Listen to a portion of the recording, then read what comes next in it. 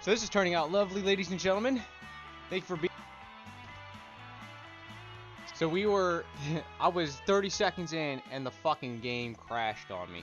And for some weird reason, it's also doing that weird screen flashy thing that all the other games have been going on and doing for the past couple of days now, and I do not know why. But we are going to try to build my Kia Forte GT, otherwise known as the Kia Cerato or the Kia K3 is actually what is known in South Korea. And I've pulled it up a few times on the stream, on a stream, but just so that we are clear, this is what the K3, the Cerato, or the Forte is. We're going to go ahead and pull that up.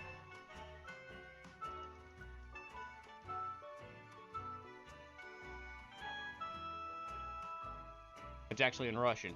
So the K3, the Kia Forte GT, there it is right there. That's actually, mine's gonna be black, and it's not gonna be the sedan, or it's gonna be the compact sedan, not the wagon. I believe it's called the Pro Seat right here. I believe it's called the Pro Seat over in certain parts of Europe. But let me pull up Forte, because it's pulling up Forte. Oops.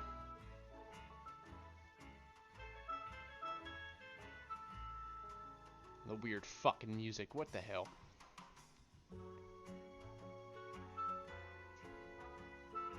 Go back. There we go. So this is my car. As soon as it pulls up here. Nice.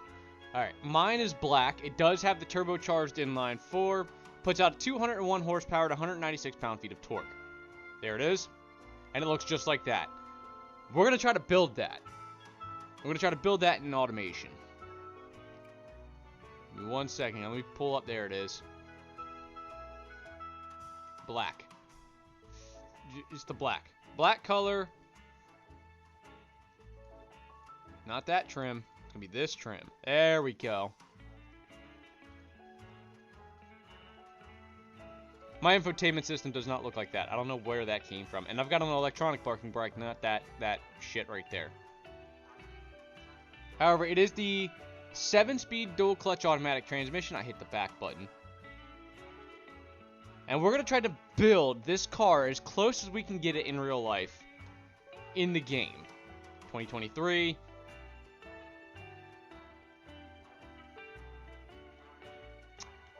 Yeah. Alright.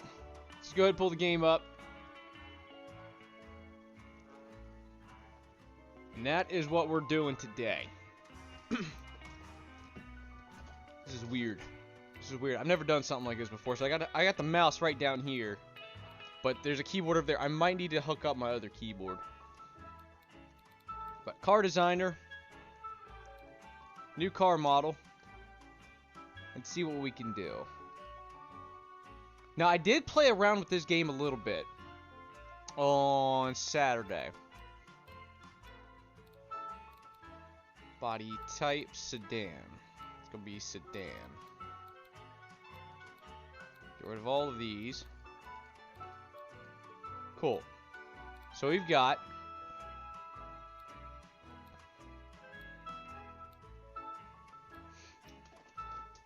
what would be the perfect one for this? Actually, let's go ahead and pull that up. I could look it up on my phone, and I prefer to do it that way, but then you guys wouldn't be seeing what I'm looking at. But I did save a bunch of websites on my phone so we can actually try to recreate the engine as much as possible. So I have the bore stroke, I have the bore size, I also have the piston size. I obviously know its displacement at 1.6. It's actually 1,591 cubic centimeters. I don't know the turbo size, but on Saturday, after our stream, I tried to get this car as close to or the engine as close to what it is in real life, and I got it to 204 horsepower and 197 pound-feet of torque, which is damn near there. It's damn near there. But Kia Forte GT size.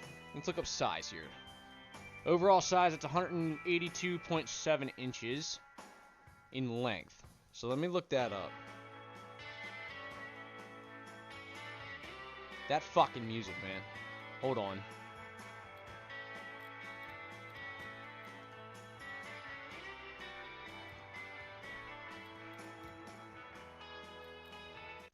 Shut that fucking music up. Good lord.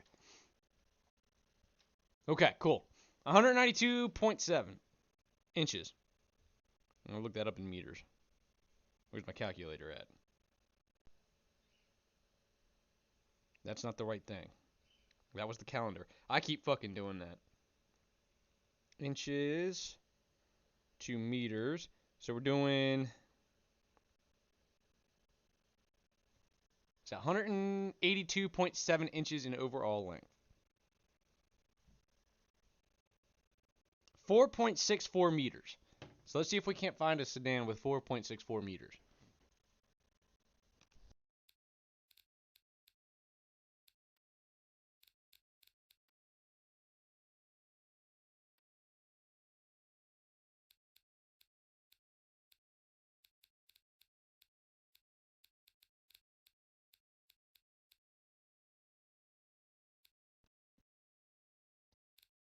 Everything is 3, 3, 3.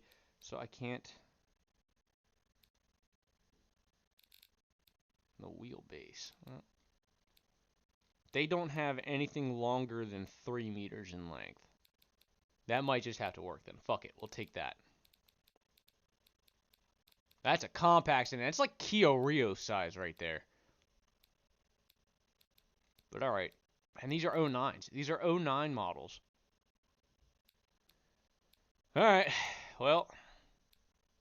4-door, 3 meters, 2008 model. And we're going to have to go with that because that's the longest of the earliest. Cool. Alright, next. Panel material. What is this car made of?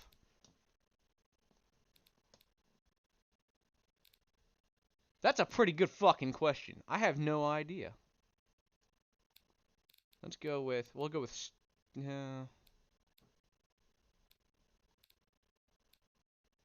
It's not fiberglass. I want to say aluminum. Chassis type. I only developed the engine. So I don't know any of this shit. Fucking... Ladder. Chassis material, steel. Front, it's going to be transversal. Longitudinal would be front to back. Transversal is left to right. So that's what it is.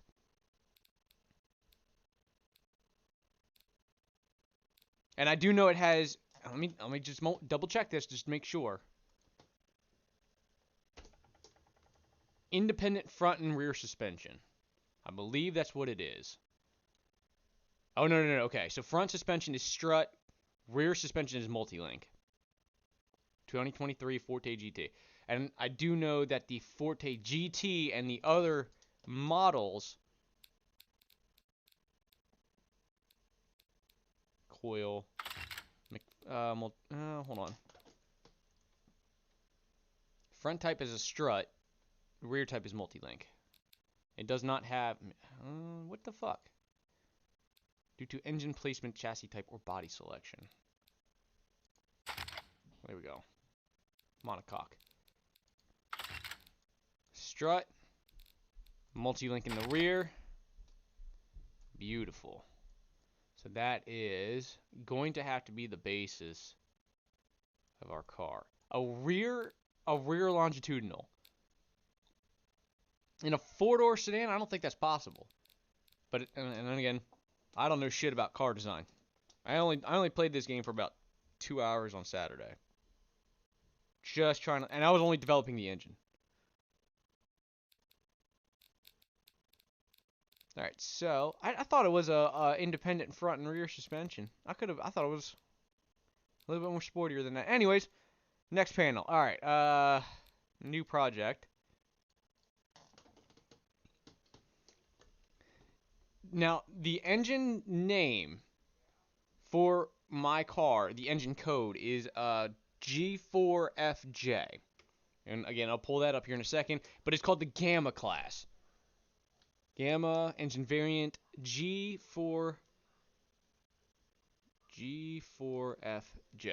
So that is the actual engine for the Forte GT. Create engine. And we're going to, just so that you guys can see it, I'm going to rotate the camera around here. Just so you guys can see it, Kia Forte GT. All right, so G4FJ. Oh, sweet, turbo. I didn't see that. So here is search English results, because you guys need to know what exactly it is. Oh shit. Cool. All right, engine specifications. This actually might be the no. This isn't one of them, but oh well. Actually, this was one of the pages that I saved.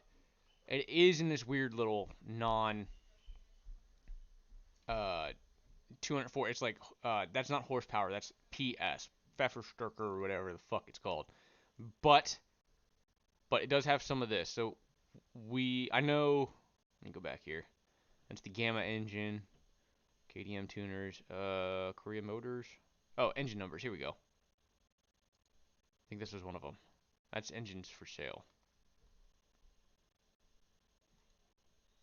Oh no, never mind. Let me hold on. Let me find this here real quick, because I did save a bunch of those. I did bookmark them on my phone. Uh, Engine specifications. mymotorlist.com. That's what it is. Where is it? Oh, it's right there. Okay, so that's one of them. And then the other one was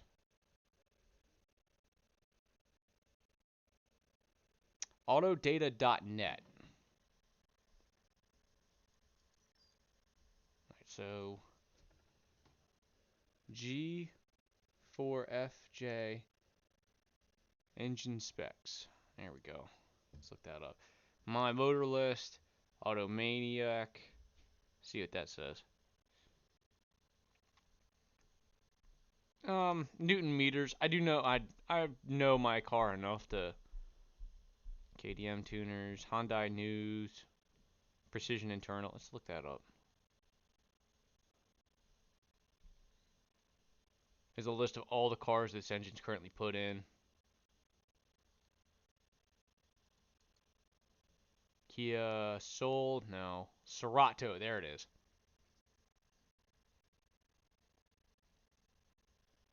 Cerato GT, that's the BD class in 2018. That's actually the first year of the Forte GTs. That's basically the spiritual successor. No, I believe it was 2019. Doesn't matter. That is the spiritual successor to the Forte Coupe, which got discontinued back in 2017. I think it was the last year. No, 2016 was the last year. 2017 they didn't make it.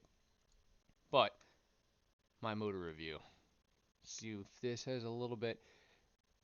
You know what? There we go. There we go. That's motorreviewer.com is actually a little bit better. So cool. The multi-point fuel injection is for the non-turbocharged engine. I do know that. 4-stroke turbocharged. It does use a twin scroll turbocharger. Mine has 201 horsepower. Let me pull that up. Here. There we go.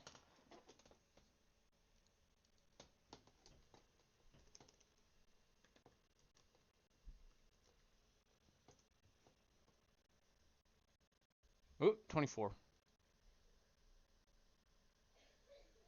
Huh. They have a 20.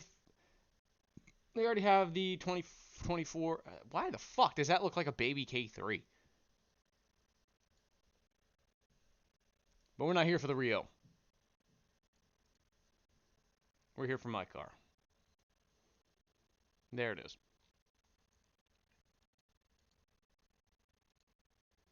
Now this is Kia's official website. Go the fuck away.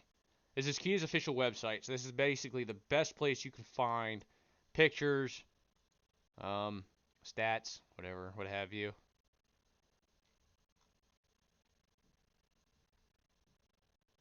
Look at the exterior. Look at the exterior. There we go. So that's what my car looks like. But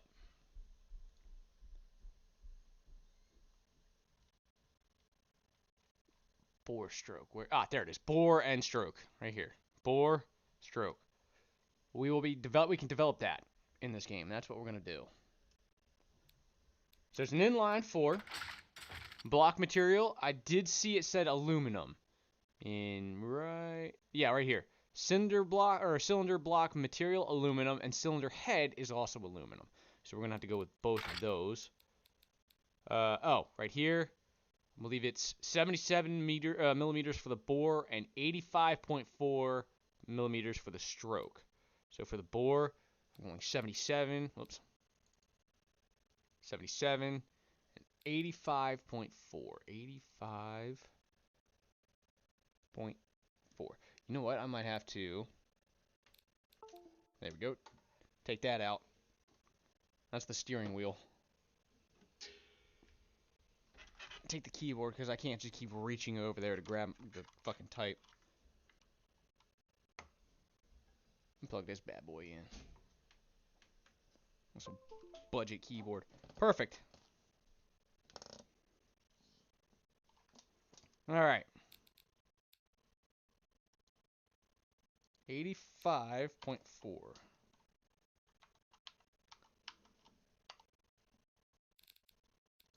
There we go. 1591, which, right there, 1591 cc's, 97 cubic inches. Let me do this. There we go. Get the stand over here, which is going to be, yeah, it's going to be a tight squeeze here. Now I'll just fold this fucker down.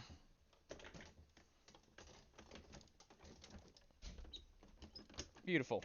Now I can fucking work a little bit better. I'm going to be using the mouse and keyboard for most of this shit anyways.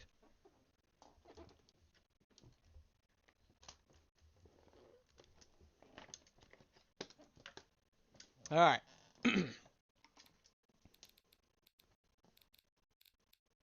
Dual overhead cam, I know that. And 4 valves per cylinder. So that right there, that's our block, that's our head. Aluminum head. Double check this here real quick.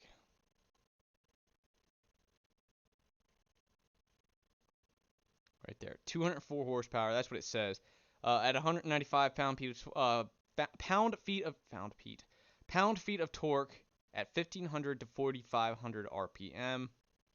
And it's also known as a Hyundai TGDI turbo gasoline direct injected. That's what that means for the record. Game engine is with dual CVVT, which is a continuously variable valve with timing system.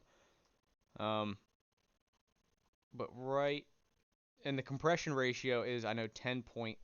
It's exactly 10 to 1. Now let's pull up this one right here. This actually has a little bit better.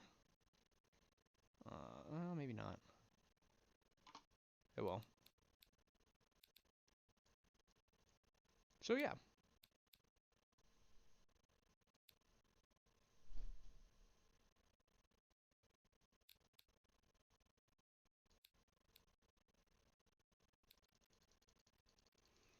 For quality,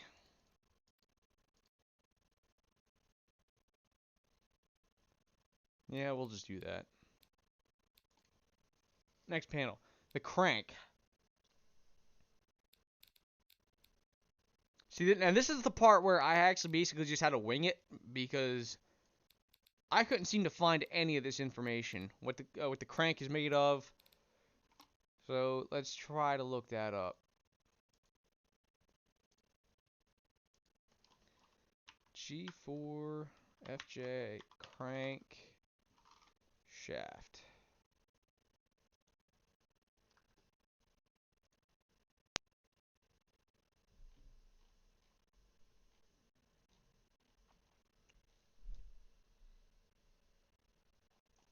It doesn't say what it's made out of.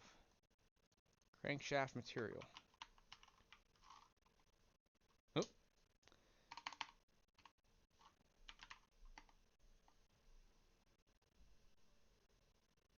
This is KDM tuners. I don't want to go there because it's all aftermarket stuff. Let me see. What's the engine? No.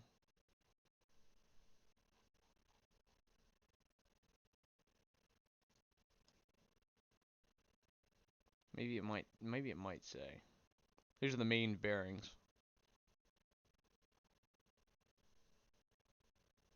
Bimetal ALSI, which aluminum. I forgot what that means. We'll say. I wanted to get it as close to possible, but if I can't seem to find what it is, I'll just have to wing it again.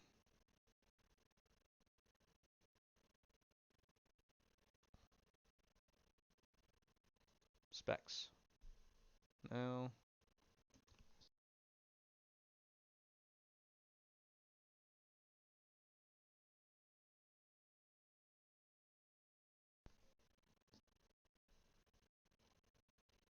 I thought I was about to sneeze. And that does not help me. Plus it's all in black. It's not like you guys can see that. Material, no, not material. Crankshaft. I don't want to say tight.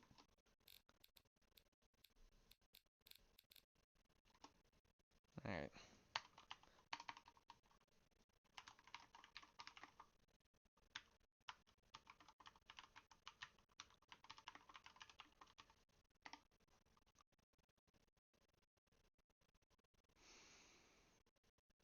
Alibaba. I'm not trying to buy one.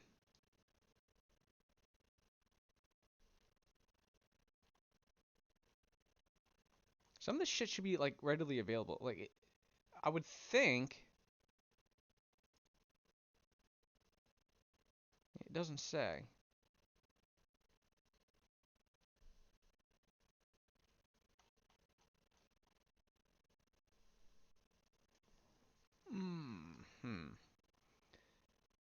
There's an aluminum open deck cylinder block and 16 valve double overhead cam aluminum cylinder head.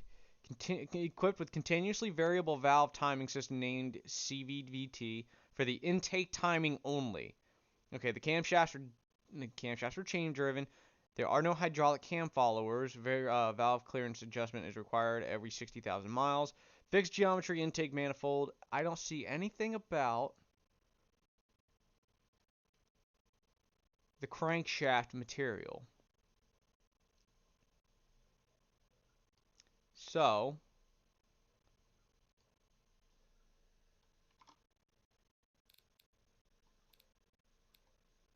we'll say, I mean, I wouldn't be surprised if it was made of the cheapest material that you could find for cost reasons. I mean, the car was only $28,000 for me. So we'll say cast iron. Connecting rods.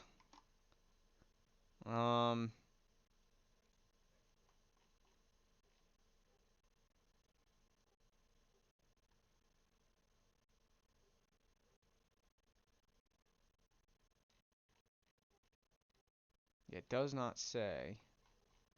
I can't seem to find anything about.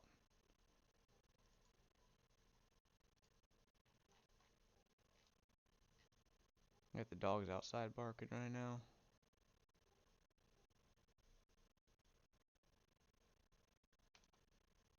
So let's go back here. We'll say, oh, not maps.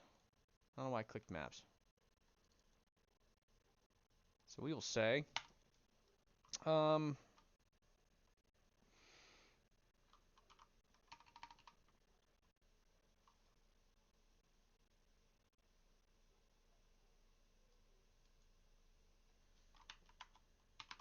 G4FJ engine materials. Oh, what the hell?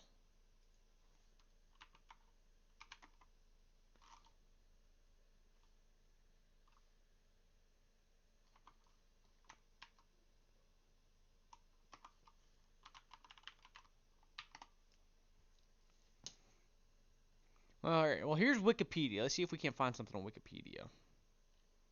Now again, the one we need, Gamma 2, we need the 1 point, there it is. 1.6 turbocharged gasoline direct injected G4FJ.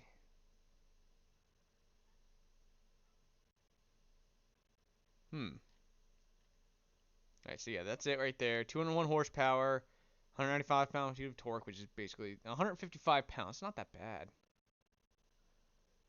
weight-wise. But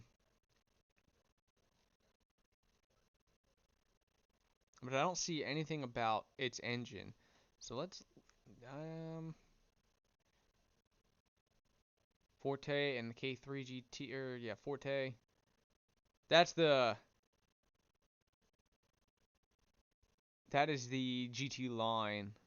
You can tell by the rims, the lights. Those are GT lights. And there's no GT badge. Also, there's no red striping on it either. That's how you can tell. But I can't seem to find anything about what it's made of. Alright. Where'd you have the wing at? I mean, I don't want to.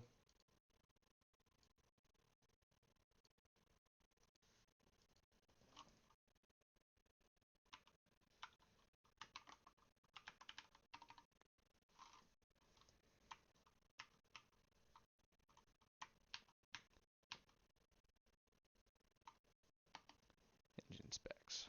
Pull that back up. Alright. Connecting rods, we will say...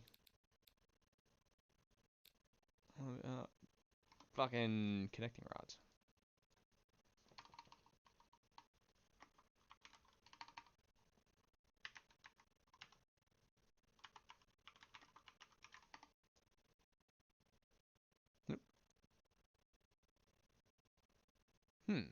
H-beam forged connecting rods. It's AliExpress. I don't see, again, nothing really about forged steel. Okay, so this one says machined from billet 4340 steel and then heat treated to provide improved strength. Now, this is aftermarket, it looks like.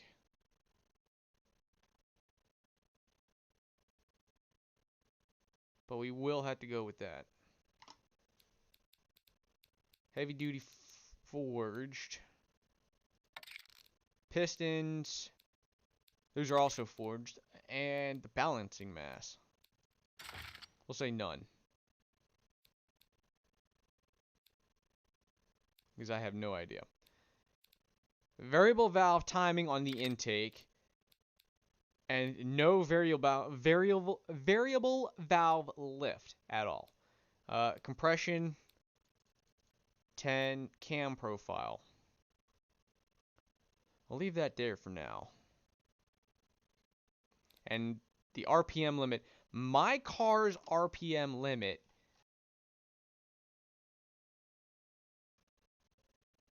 I took a picture of it. Yeah, I just hit the mouse button again. Don't know why. Don't know why it does that. Okay. So my car's rev limit, I took a picture of it, is 6,500 RPM.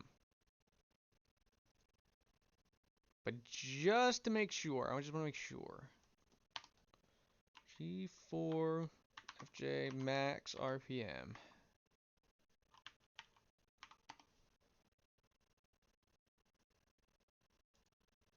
Torque cars. This is tuning.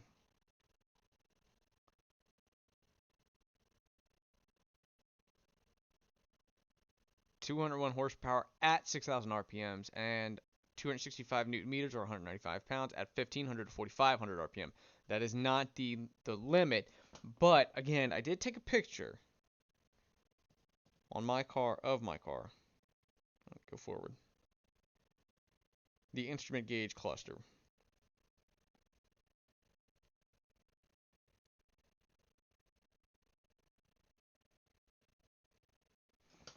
Right there. You can barely see it. Let me turn off the light to my camera here. Come on. Come on. What the fuck? There we go. So you can see it. It is 6,500 RPM. We're going to go with that. We're going to have to. And as much as I would love to keep using the Steam overlay,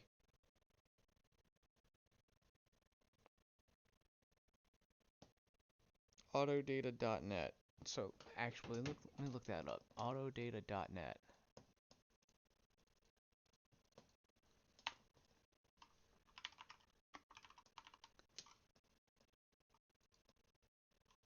Here it is. All right, Kia Avella. No, holy shit! I haven't seen one of those in a while. All right, Cerato here in the maybe Forte.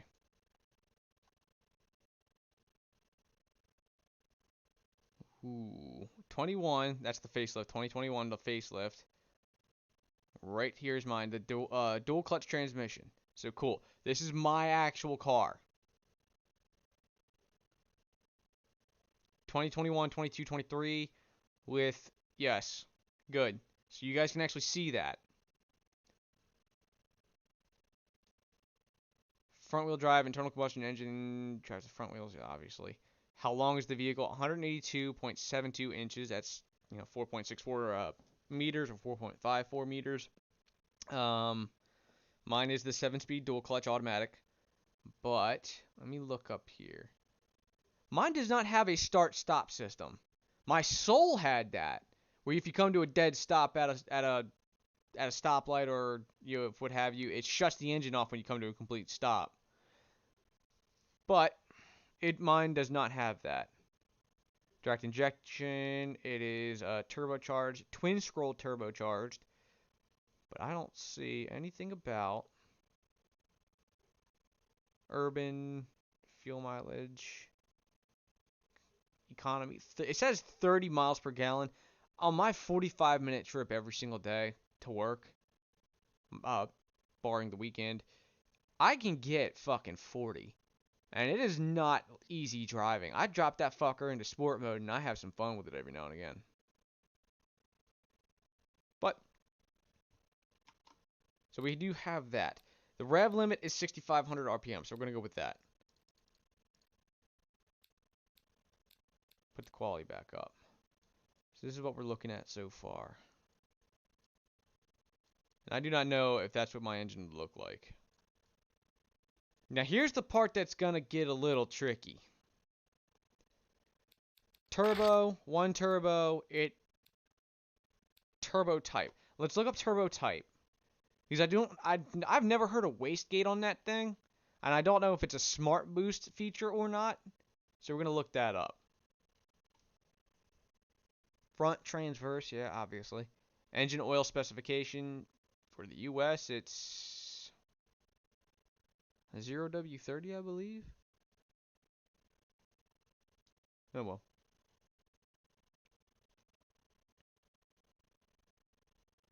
Yeah, front suspension independent McPherson, rear suspension independent multi-link. Oops. So let me do this. I'm going to go back a few times to the car model. No. Chassis. McPherson strut multi-link. Okay, good. Front transverse. Oh, engine variant. Fuel system. No. Aspiration. So there's a twin scroll that is not that big. We're going to have to drop the size on that.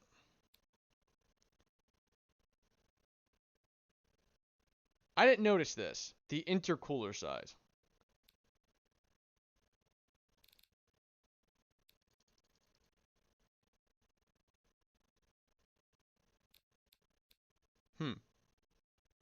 Okay, we'll figure this out.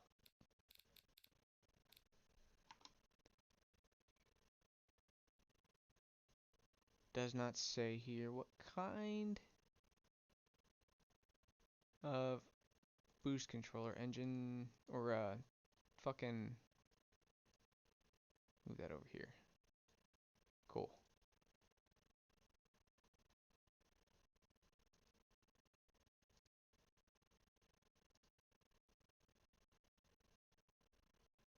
Maybe I can find it on Kia's actual website.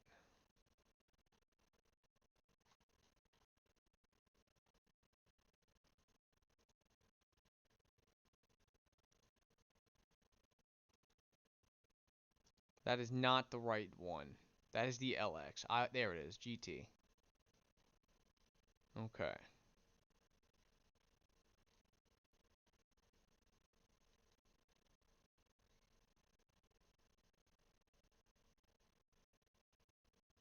I'm probably not going to see this on here. Maybe if I had the owner's manual, but I'm not going to look for that. Okay.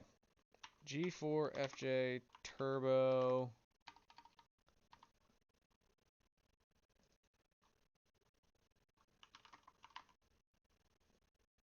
Boost type? We'll put in boost type.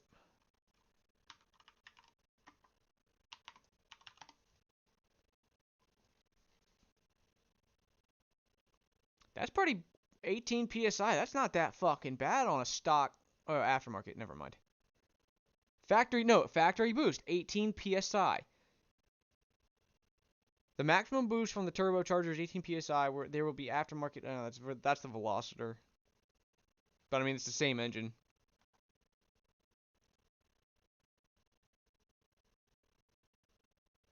And this is. Oh, I clicked on the turbo upgrade.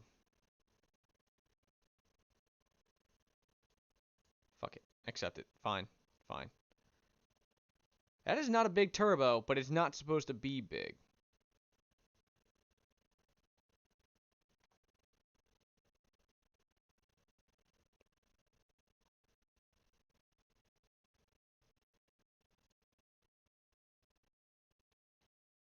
Yeah, I'm already on this page right here. So let's go back. It doesn't say if it's a wastegate.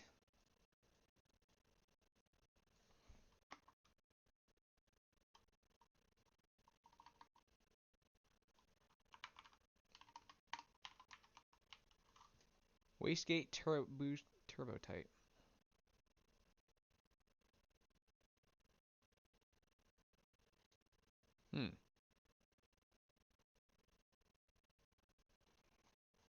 I floor it regularly.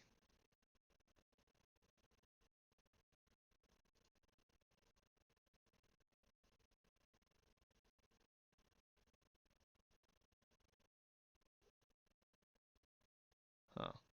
I floor it regularly in that car, but I've never heard of wastegate. But then again, the turbo might be too small for it to have one. So we'll say boost controller. Alright, fuck it. We'll go wastegate just to be sure. Here's where it's gonna get good. Is it a journal bearing or is it a ball bearing? Oops. Turbo ball bearing?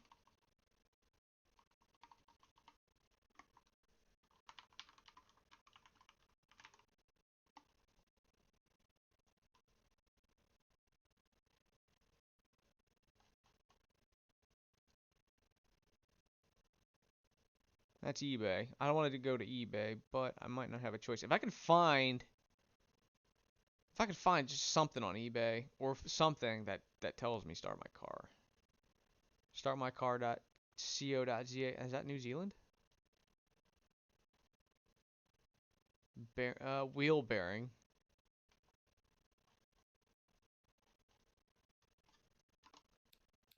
We'll say journal bearing.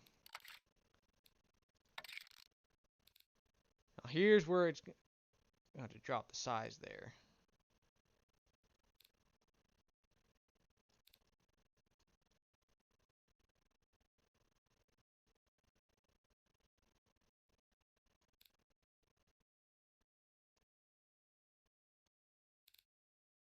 Max PSI. What is my boost limit? Turbo pressure. It says factory boost 18, but that's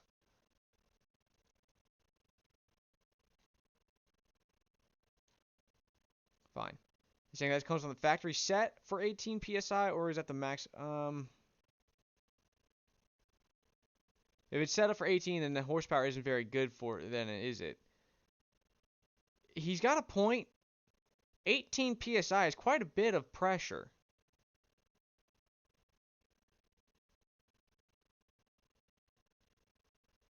But 138 without the turbo. So 138 horsepower without the turbo. And I know that's the engine in this is the engine just simply without the turbo in the Rio.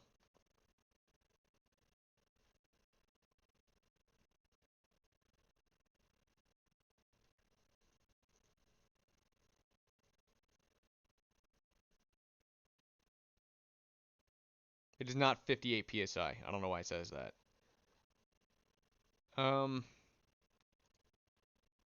Turbo pressure? Turbo pressure sensor. No.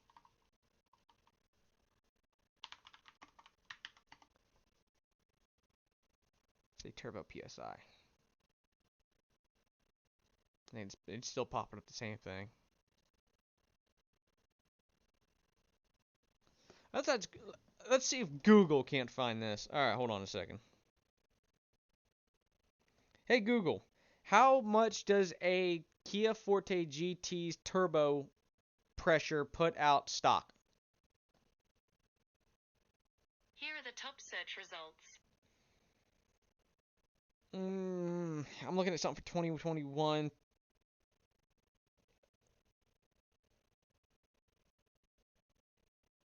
Stock turbo PSI for 2020 Kia Forte GT. On colder days, it would not go up above 15 to 16 PSI. Apparently, the 16 SIs make up to, well, that's turbo. Or that's, they're talking about fucking comparing it to the...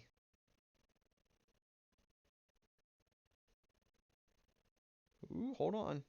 Alright, so I'm looking at the Forte forums here.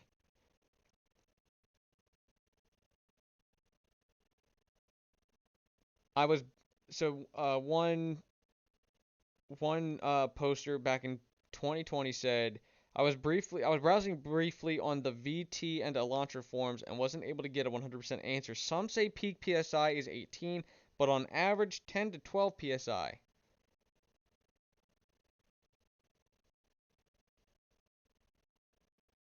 On colder days, it would not go above 15 to 16 PSI, but he's talking about his Mustang, my 16 EB Mustang peak PSI made at WOT on 93 octane, 21 PSI briefly, typically range 19.5 to 20.5.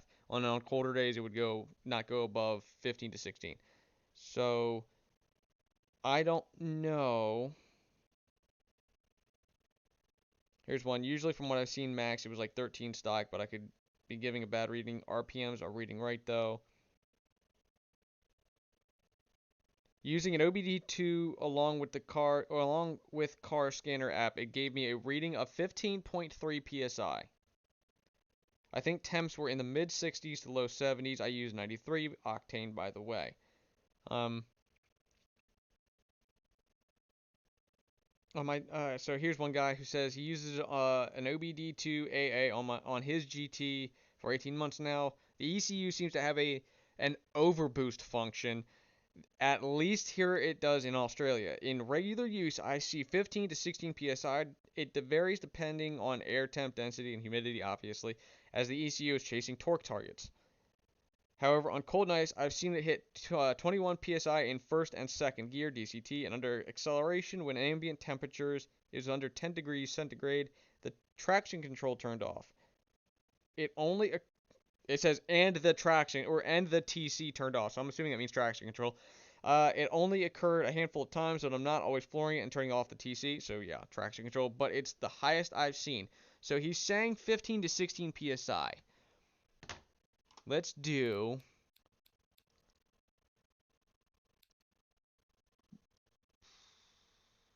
15. Close to 15.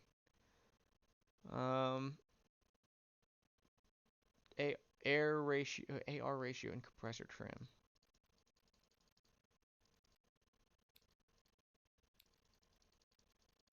It's not a big turbo, I do know that.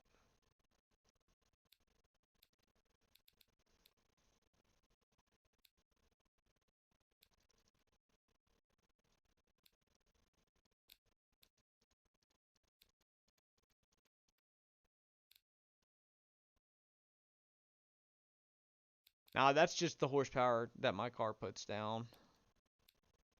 Fueling system, injection, direct injection, I do know that. Configuration per cylinder, intake manifold, standard mid, performance high, or race. We'll say standard mid. Oh no, it's performance. Mine does not look anything. Oh, hold on. Yeah, no, mine does not look anything like that.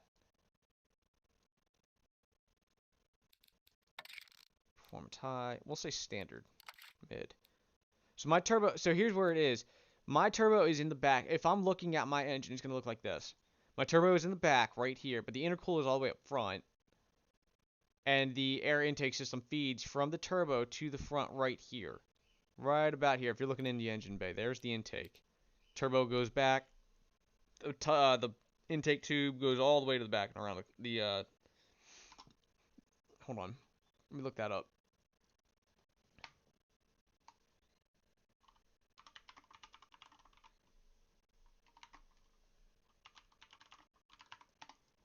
See if we can't. There it is. There it is. That's it right there. So, images. This is what it looks like. That's exactly what it looks like. So the turbo is back here. The intercooler is down there. But yeah, that's the air intake system right here. Obviously, you guys should know that.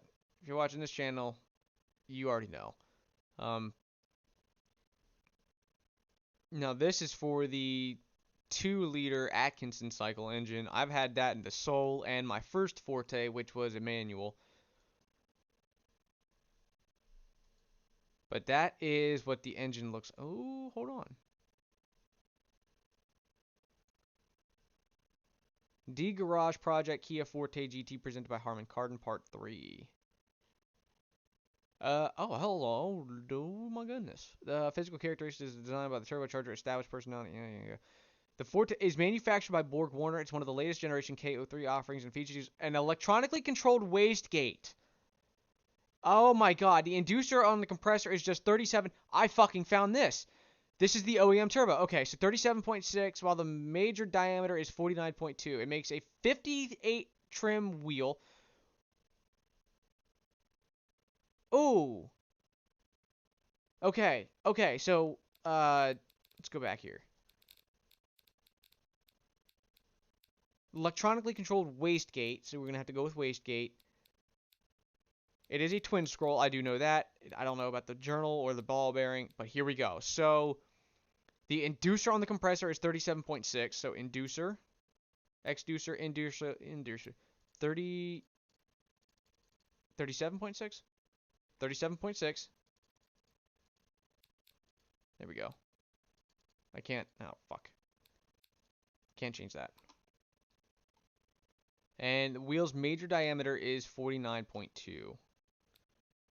Compressor trim, 49 point, oh, shit. Alright, so 49.2. Nope.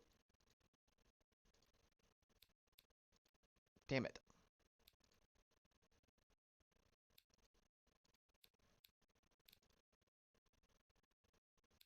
That's gonna have to do right there. It makes it at a 58 trim wheel at OEM boost levels. The turbo moves enough air to help the engine generate 218 horsepower with the DTE system's power control unit in place. Boost pressure increased to allow the OEM to turbine inducer and exducer. That is not fucking. That is amazing. Kudos to these guys for finding that shit, for doing this. Because that's a 2021 model right here. May 16, 2021. All right. I fucking like that.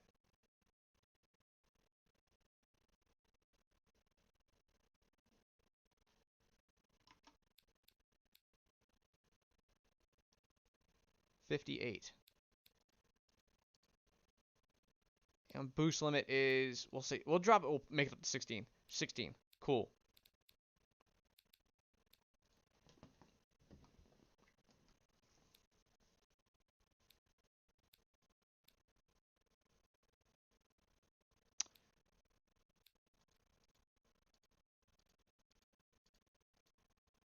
Unleaded.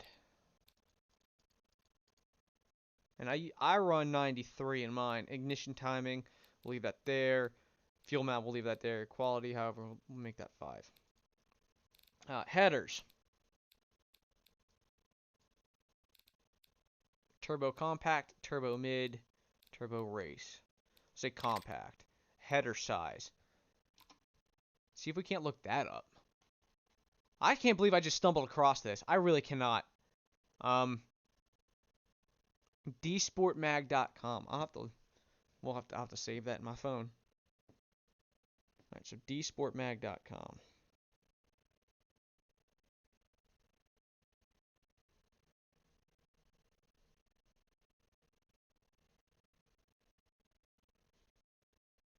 Search Kia Forte GT.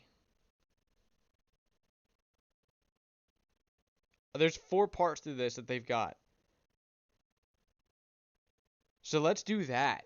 Hold on. Let me find this fucking... I like that. I fucking like that.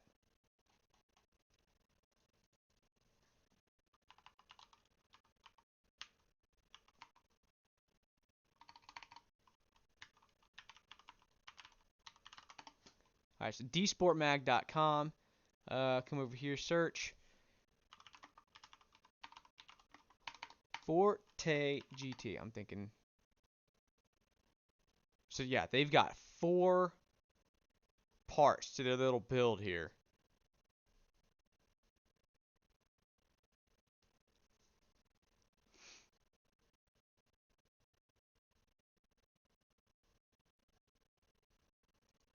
So let's see what they got. I want to see what twin scroll with electronic wastegate helps us 4-cylinder do 201 horsepower, 195 pound-feet of torque with quick boost response and a broad torque curve. Very broad. Very broad. The Stinger GTs, I remember, had maximum torque from like 1500 RPM all the way up to like 6000 RPM. Damn near the entire rev range. When you let off the throttle at a higher RPM, the transmission doesn't upshift. Instead, it keeps you at the high RPMs to give you instant response. So I should have just come here. I should have just found this shit out. Driving the streets could be a little bit more precise. If you feel too much steering feedback, it's because your lane assist is on and the Forte just wants to keep you going straight. Suspension is stiff enough for road use, allowing you to tackle corners with confidence. It's not punching, however. With the older Forte, had a twist beam rear end. The Forte GT gets a multi-link independent rear. If you decide to track your Forte, aftermarket coilovers and some chassis bracing may offer additional stiffness needed for track use. The front brakes get 12-inch rotor diameter, 12-inch rotors, and stopping in time should not be an issue. I had to hit my brakes once dodging a deer.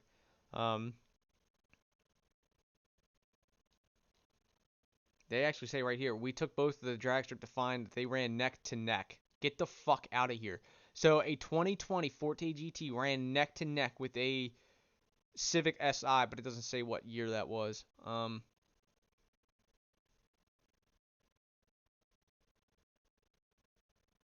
damn, he surprised the person who was driving. To my surprise, power-wise, it almost felt like on par with the 2019 Civic Si.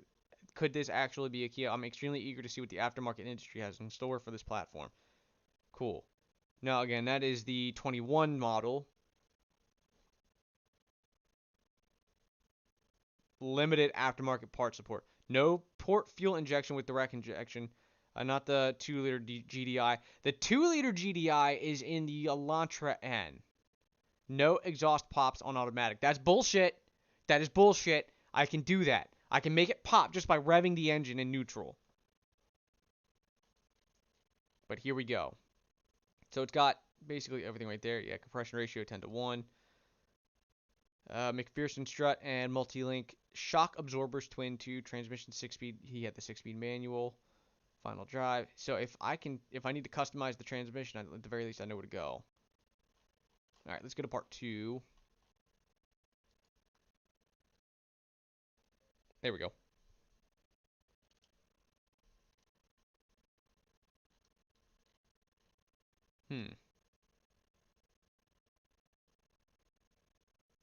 With our this will place our Kia Forte almost $9,000 less than the Civic Type R, all while being quicker on the drag strip. We can accomplish our goal of making the Forte quicker than the Type R. This is them doing some aftermarket support. There's the engine.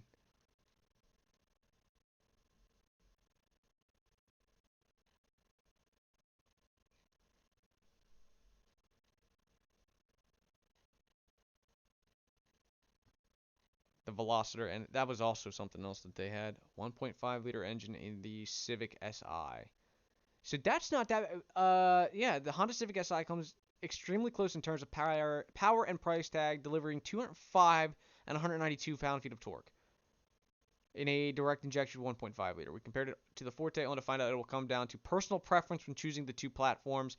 I've had 3 Kias at this point, with my current Forte being the third. My mom had a Sorento growing up. She's also got a 2021 Forte GT line with the naturally aspirated Atkinson cycle engine in it.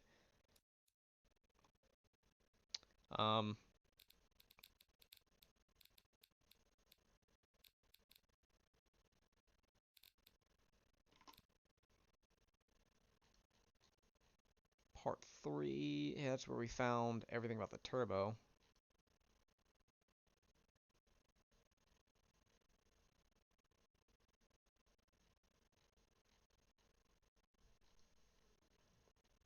So, let's scroll down here. Keep going. No abundance of caution. If you're out of abundance of caution rationale for why things can't be... Things that used to be cool or fun now suck. Damn, fucking... We don't need to read all that. Let's look at part 4. Is there anything else?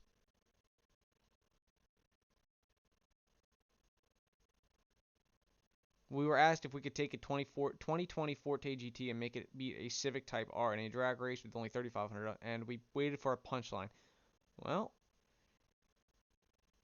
while we've been thoroughly impressed by the performance of the Stinger GT, we'd never even had the Forte GT on our radar. While we were pressed for a response on the spot, we couldn't give an answer without further investigation. We gained new appreciation for the Forte GT. Look at that. That is not bad.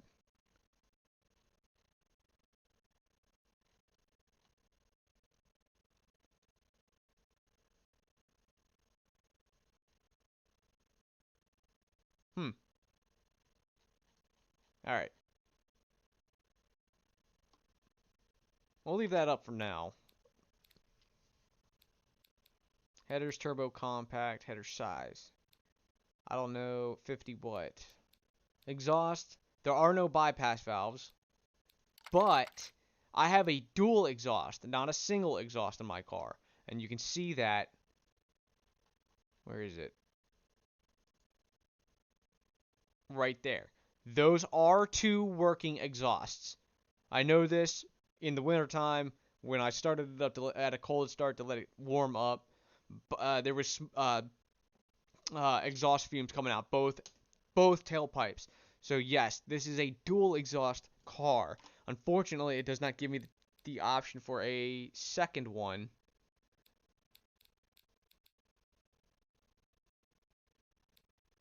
Exhaust size. This is all shit that I need to look for.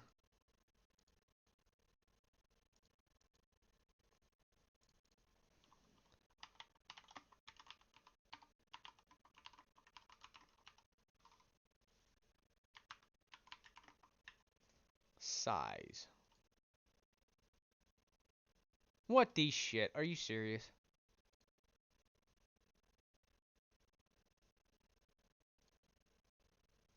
Exhaust diameter. For the 2.0. No, I need...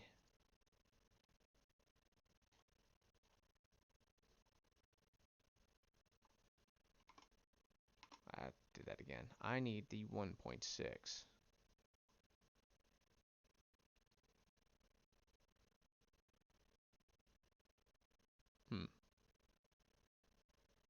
That's X-Force. That's actually the one that I want.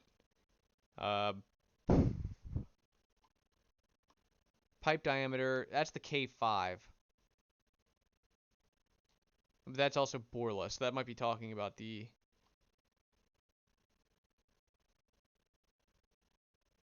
Yeah, that might be talking about there. And that looks like that definitely is a K5.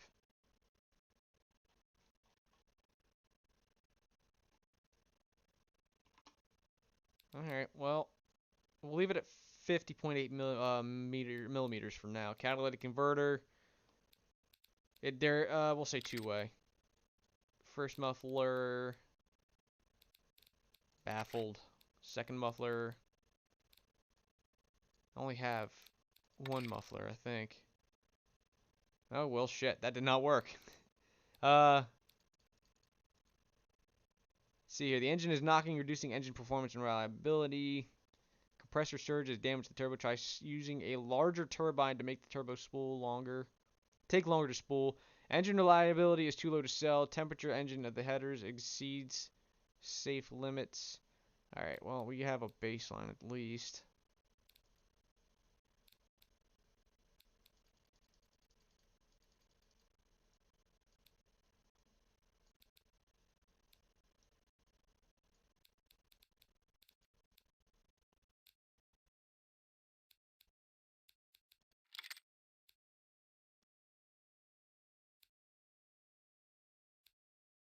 That does not help.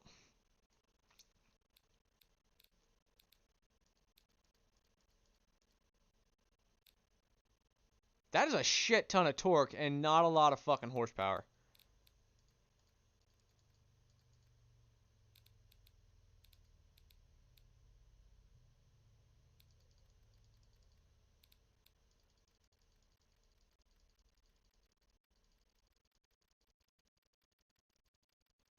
This is not what my engine is.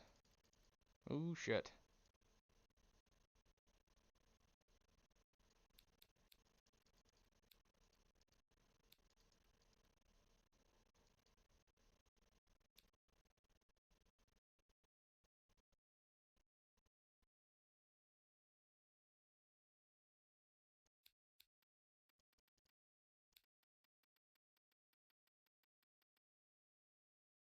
Ooh.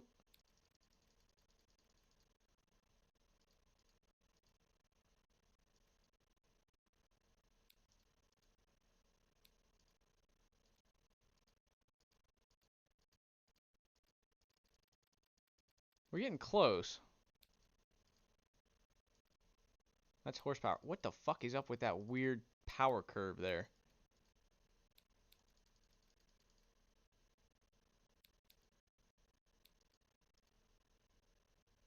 That's actually pretty close. Crank. High RPMs. Lowering reliability. So let's look at the crank. Where's the... Oh, here we go. There we go. That might have to work. Now, it's not... Obviously, it's not as close to my car as I would like it to be.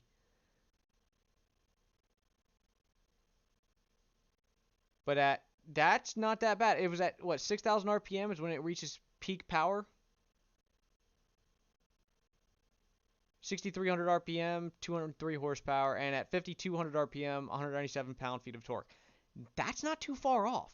That is not too far off, but it's nowhere near where I want it to be.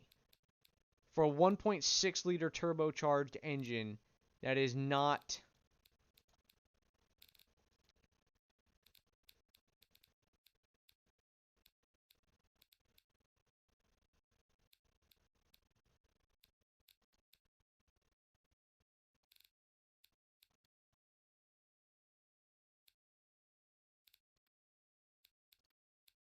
Oops.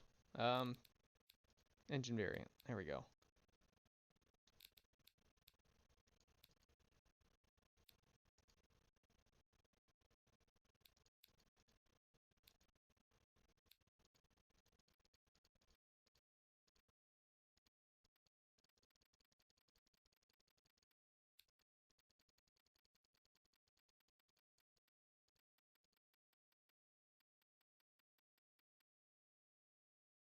That's actually a little bit more closer.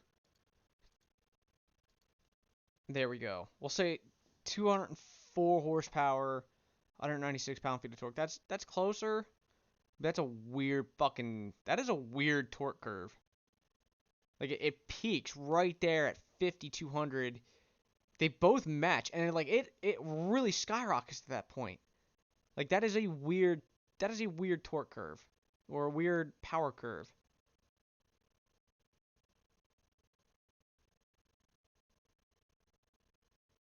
But it at 1,500 RPM, I should be peaking I should be carrying that torque from 1500 RPM all the way up to 52 or 5500, or no, 4500 RPM.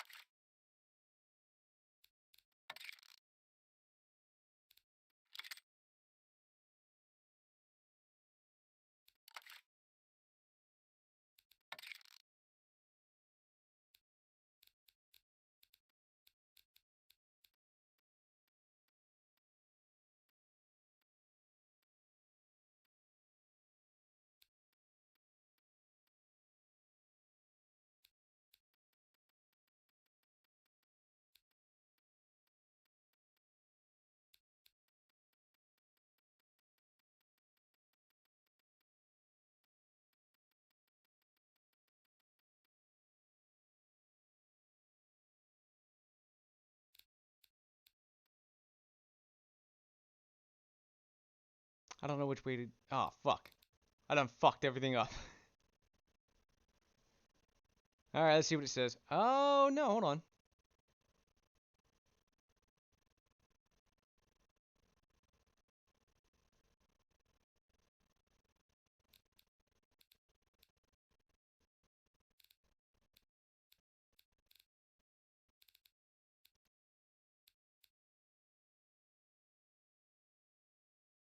It's not working.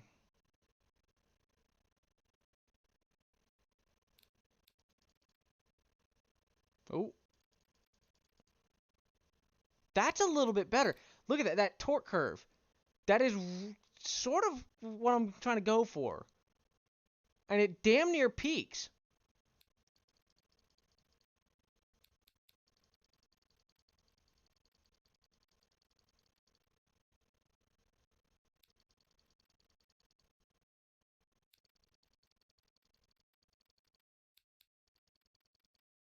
Oh, what the fuck? God damn, really?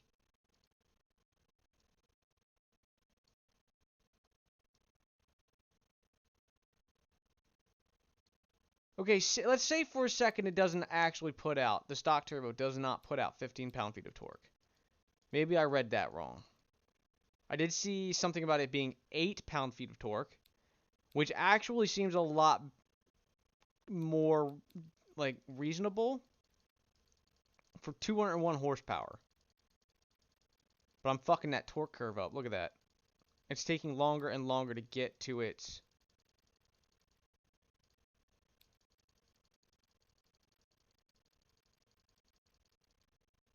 Oh, too far. There.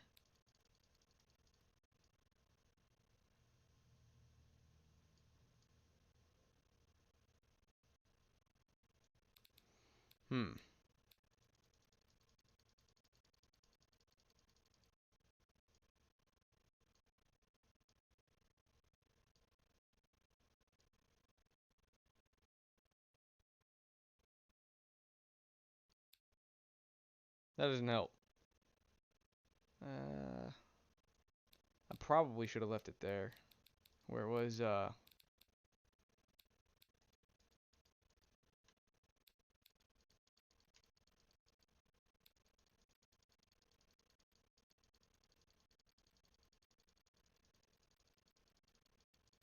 I'll figure this out. I'll figure this out. Hold on. Alright. Springs and lifters.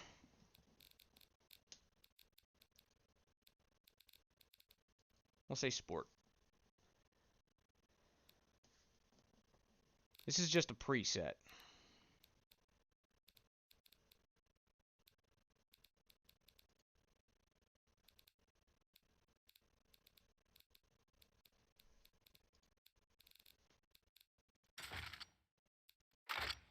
Oh, fuck no. That crankshaft just broke. We'll say, yeah, we'll say billet steel. Connecting rods. No.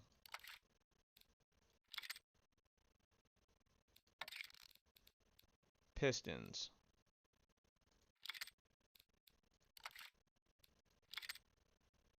Damn.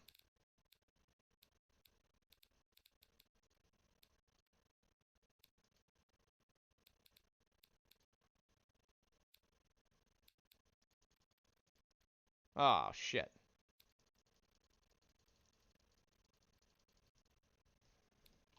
One second here.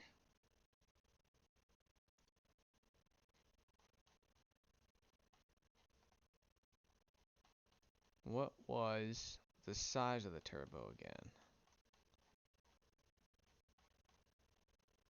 Okay. That's probably what I might have been looking at the wrong thing. So 37 point, no, I was right. 37.6 for the inducer. It's the exducer. 37.6. Hold on. And the exducer 49.2.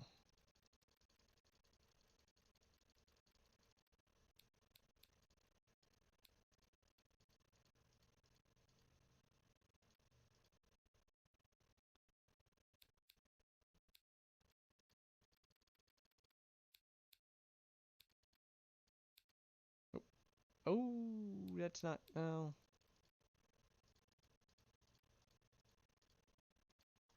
That was, oh, we were doing so good. Right there. If I could figure out, I might be able, 6 PSI, we'll keep it at 6.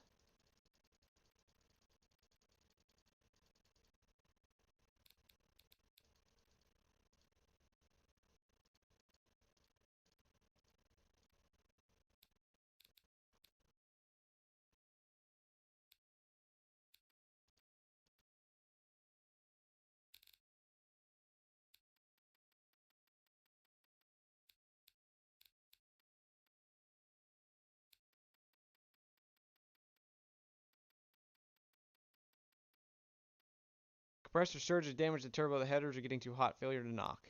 Failure due to knock. Let's drop that a little bit here. Let's go back down to there. All right, compressor.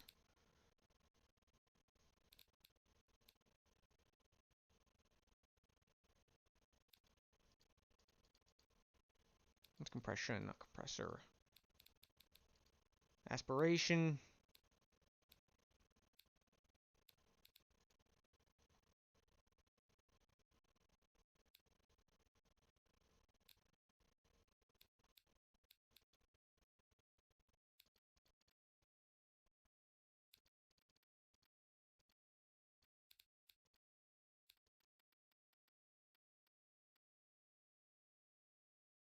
I mean, that torque curve is exactly where I need it to be.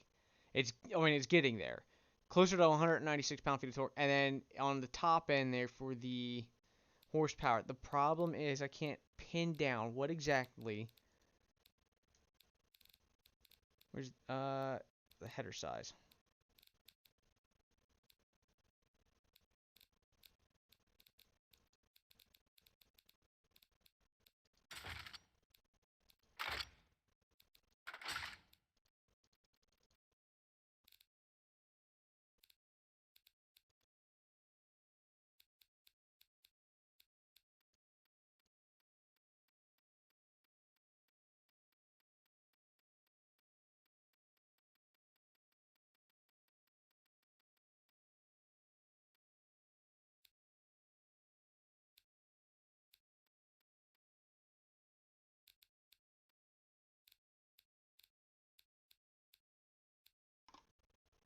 So 49.2 for the exducer.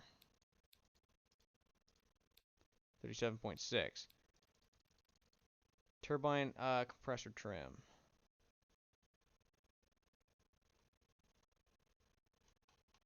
So the compressor trim makes a 58, yeah, trim. So let's all the way up to 58.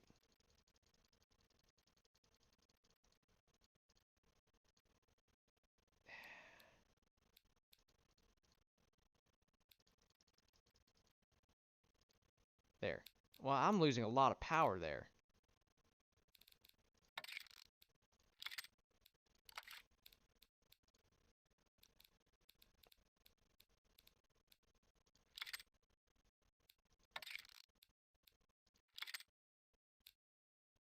That's a little bit more like it when it comes to that power curve. But it's not producing enough power.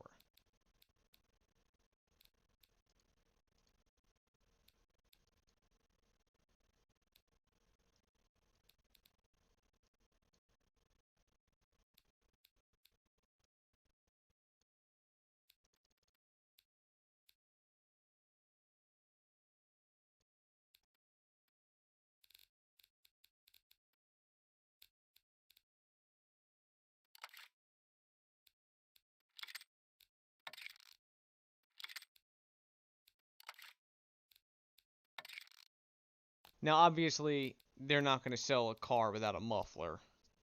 With that turbo. Oh, hold on. Headers, turbo, tubular. Oh, I'll move this out of the way.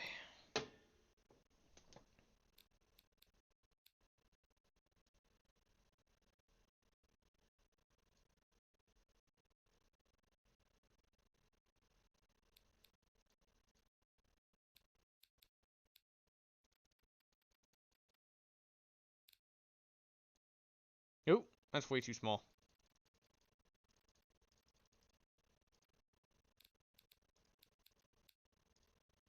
Okay, if we can, I just need to get it down to... Oh, hold on. Hold on. We'll say 8 pounds of boost. We're getting there. That isn't quite the power figure, but that, or the torque figure, but the power figure is damn near on point.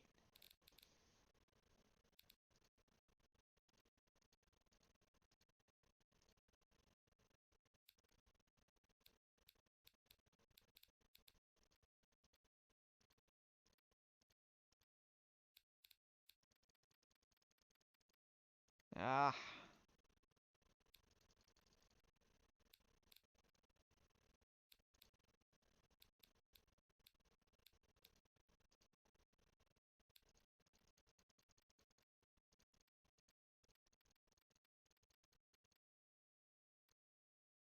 No, it's not working. Oh, shit.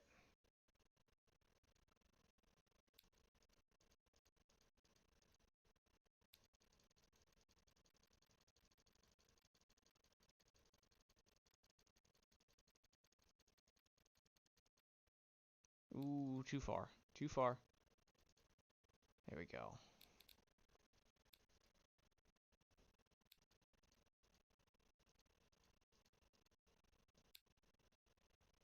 If I can eke out just 10 more pound-feet of torque and keep everything in the green here.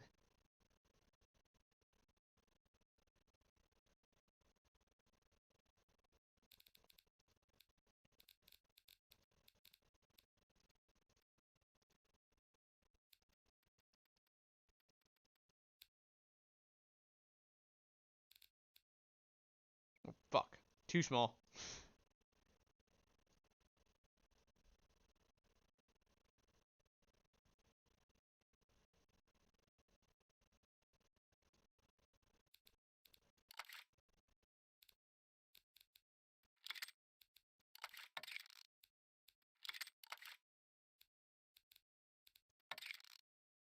Ooh. Oh, hold on.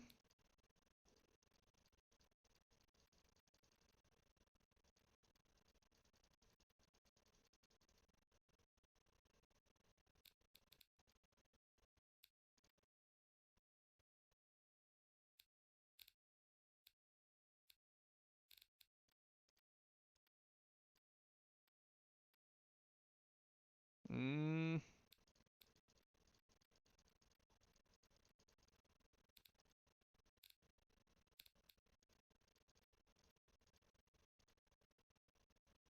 Just 10 more horsepower. If I could just find, or 10 more pound-feet of torque. If I could just find 10 more pound-feet of torque,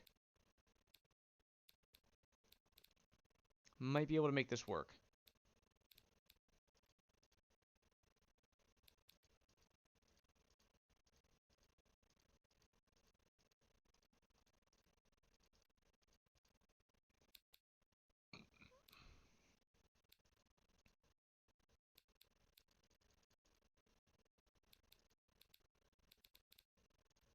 That's engine aesthetics. Don't need to do that just yet. Ooh, I mean,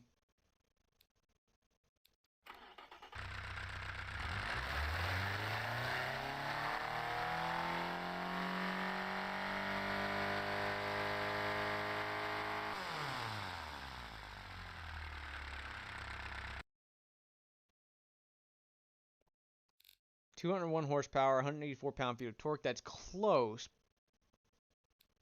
Percentage of the unused or unrestricted intercooler flow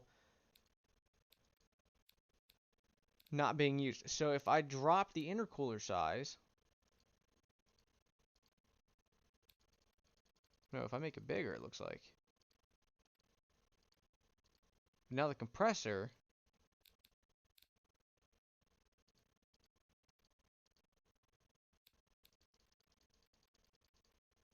and now I just fucked everything.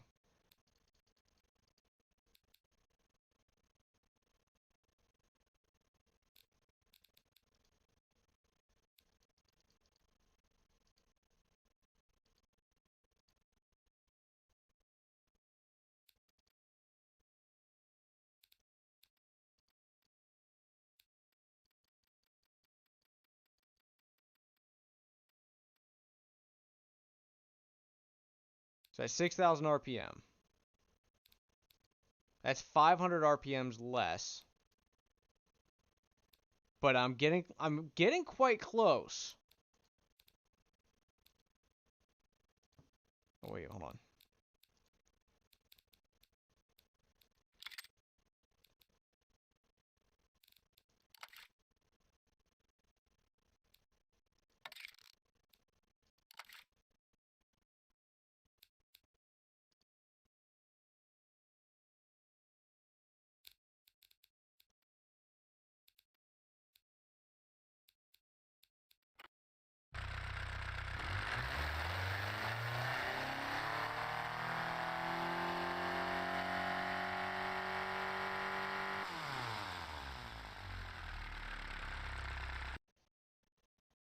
This is what I'm worried about. Percentage, it's 145% of the unused restrictor or unused compressor. Percentage of unrestricted compressor flow used.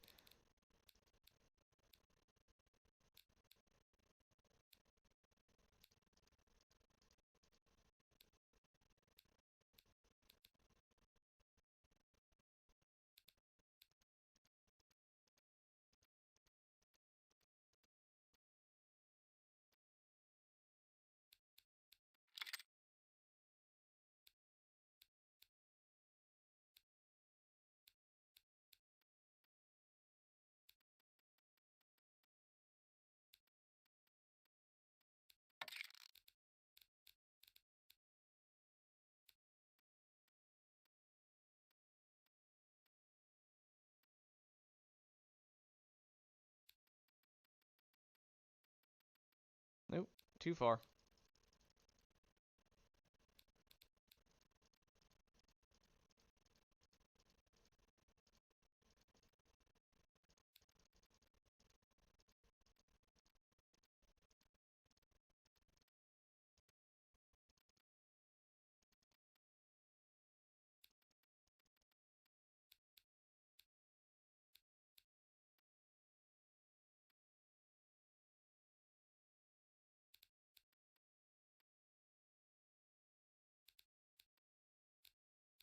I'm not entirely sure how I'm going to fix this, but damn, we're going on an hour and a half.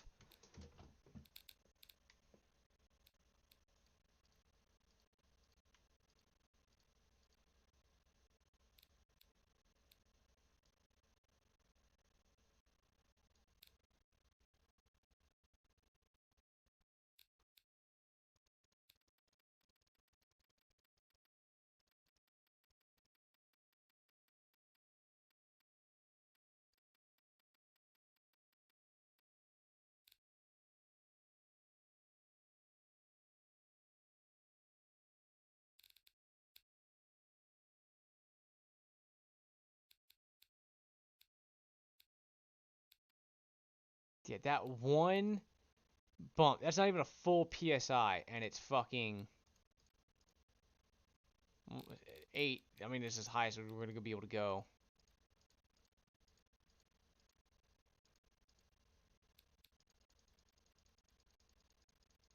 And then that happens.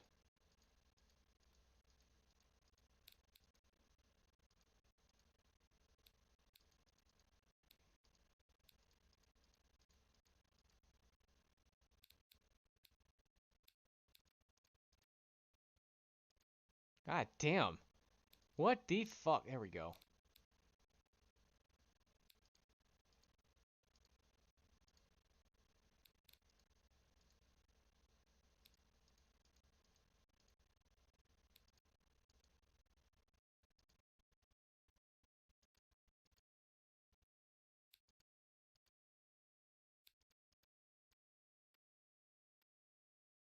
That's getting closer to it, but I've got 10 more horsepower than I need.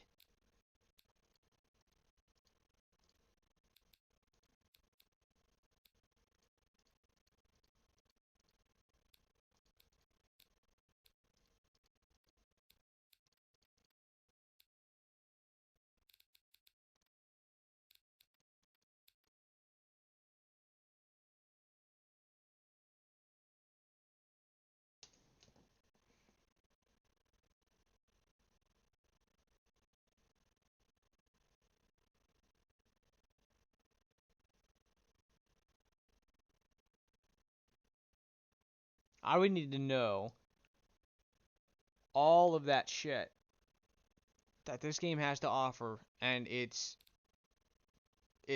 in-game counterpart.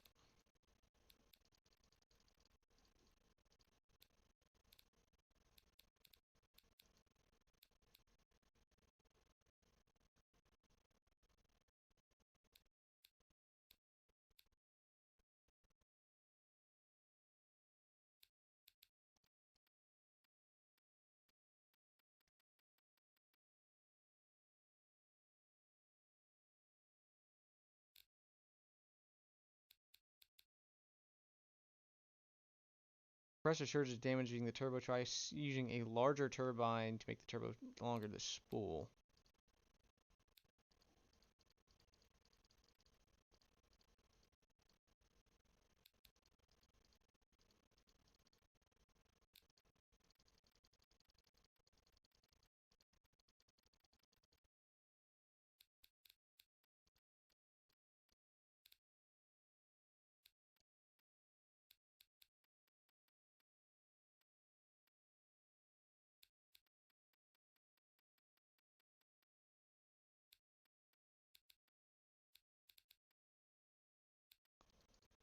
Huh. That's not bad, but it's that compressor bit that I'm worried about.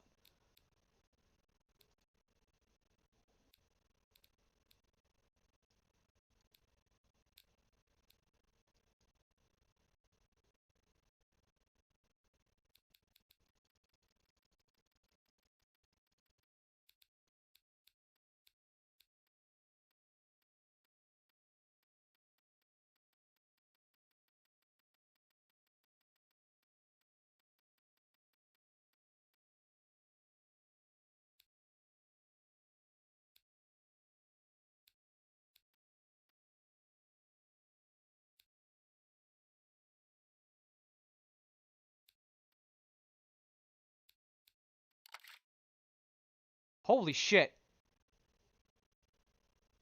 Oh!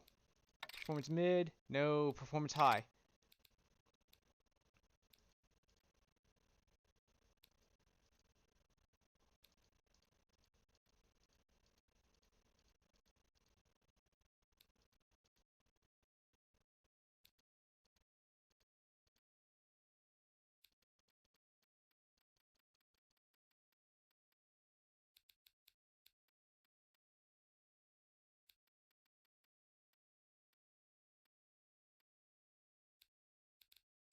I need to do something about that compressor. Look at that. There's a lot of overdrive doing consider lowering the top speed setting. The engine is retarding ignition timing at full throttle to avoid knock. This may give the best fuel economy, however, reducing compression or boost pressure or using richer fuel map may increase power output. I'm worried about the compressor, though. I can't seem to nail that down.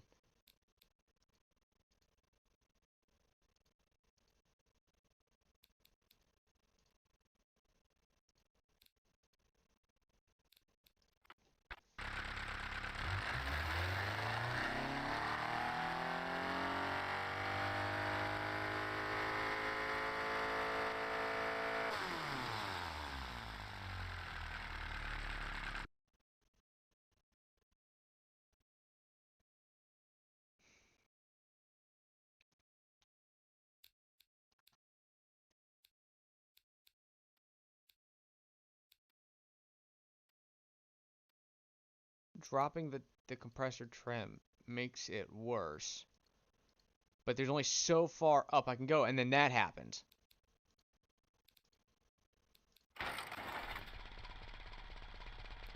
It's just not going to work.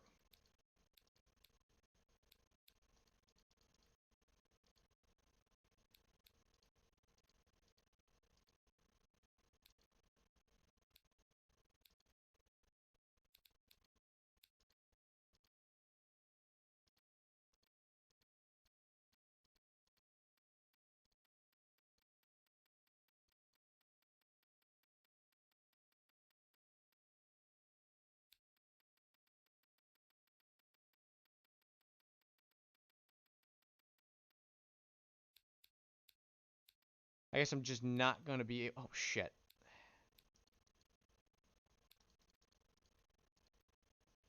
Yeah, I guess I'm just not going to be able to get the same type of...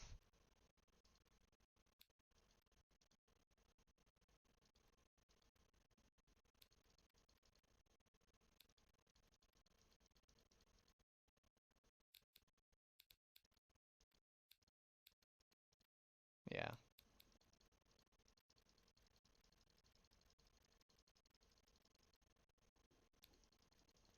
I guess I'm just not going to be able to get the same type of performance. Well, that's way too far.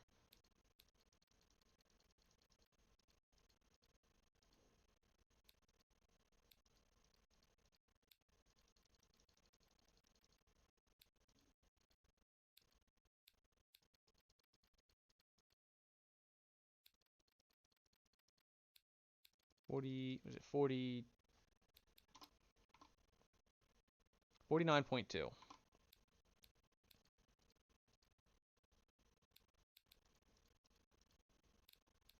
There.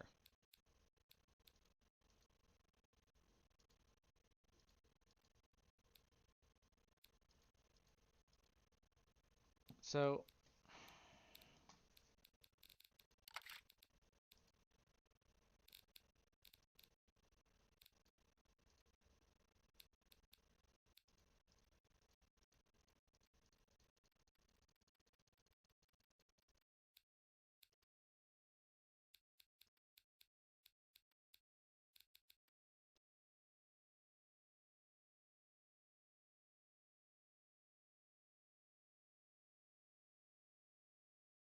Don't know how to figure this out, but hold on, ladies and gentlemen.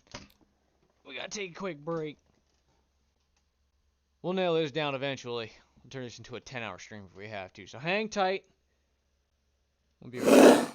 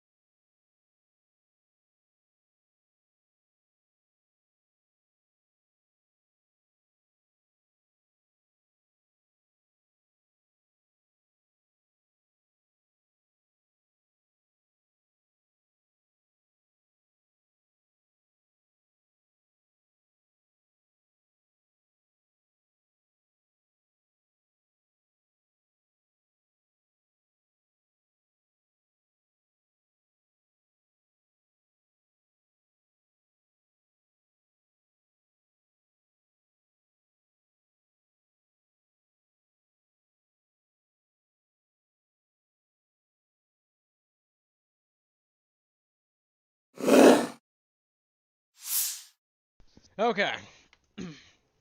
Now, try to pick up where we left off. 201 horsepower, 196 pound-feet of torque. Oh, shit. Oh, hold on. Give me that.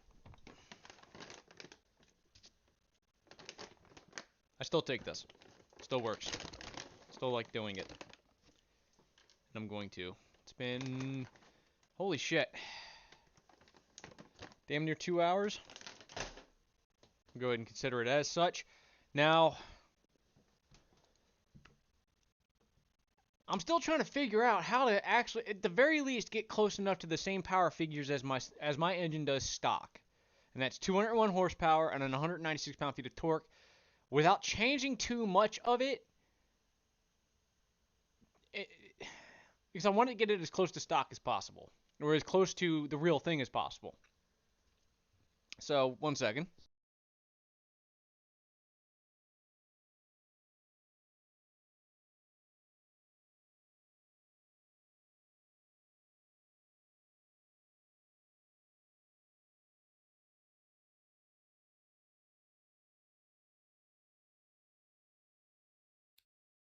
Cool. So, the OEM turbo, again, 37.6 on the inducer. The wheel's major diameter is 49.2.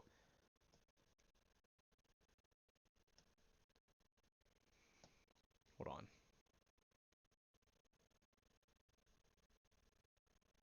That's the compressor, not the turbine. I'm going off the wrong numbers. That's why. Turbine inducer 41, exducer 35.2. That's why. 35.2 on the exducer. And inducer, I was looking at the compressor, not the turbine. That's probably why. Turbine inducer is 41. And it won't let me go up any higher than that.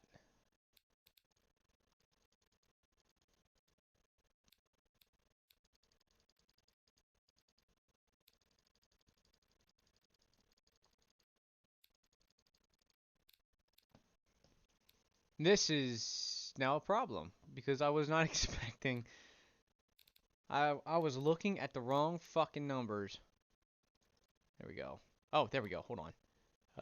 Inducer, yeah, 41 on the inducer. The exducer 35.2.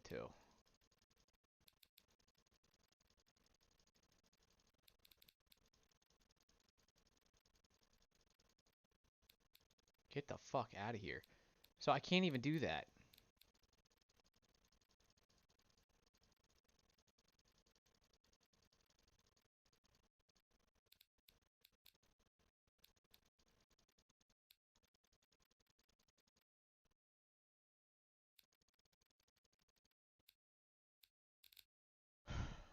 All right.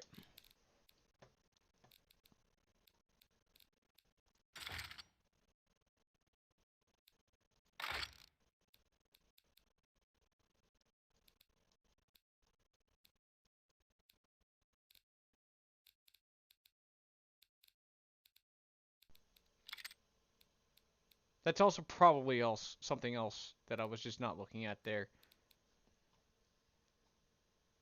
Turbine exducer 35.2. Inducer 41. That is an aftermarket. That's the original. And that's what it looks like.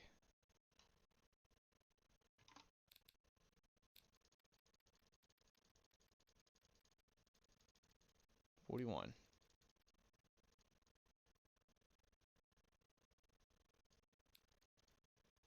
35.2. God damn.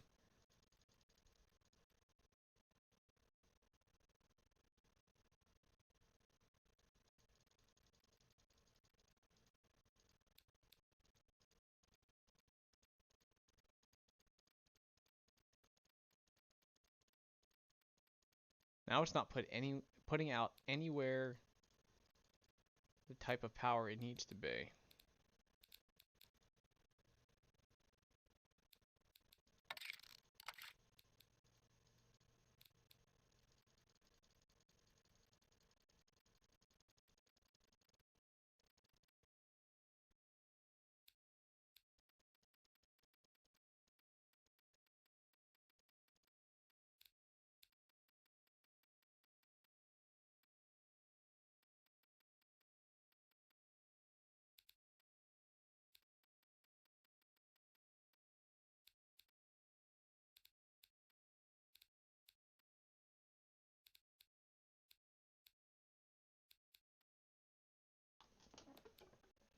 Move the drink out of the way. I can't see.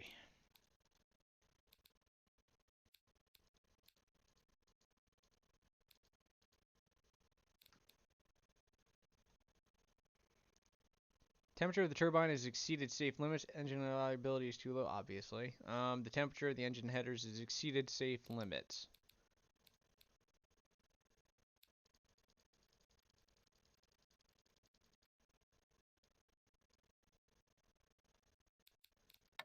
Oh, there we go. What the fuck? I just should have done that.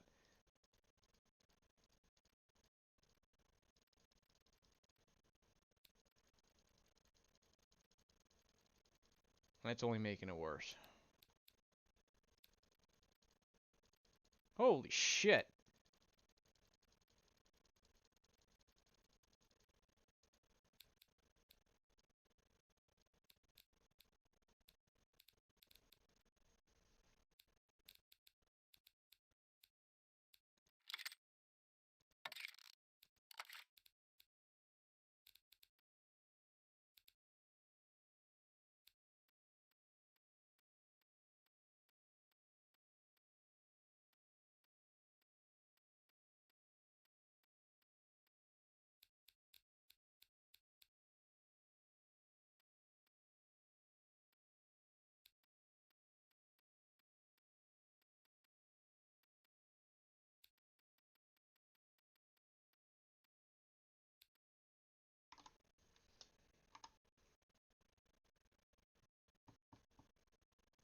This is one of the latest generation K03 offerings. Let's look that up. K03 Borg Warner Turbo.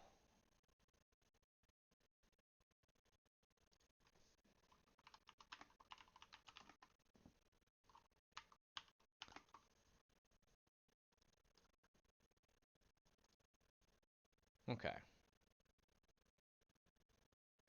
I don't know. Shit.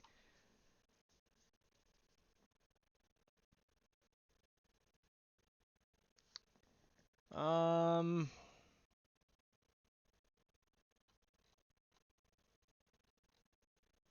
Alright. So I don't know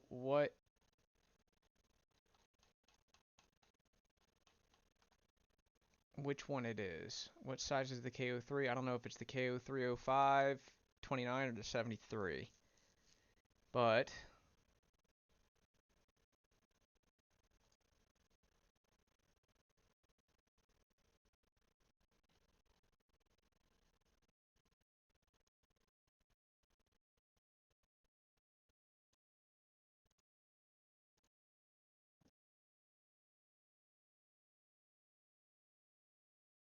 this is...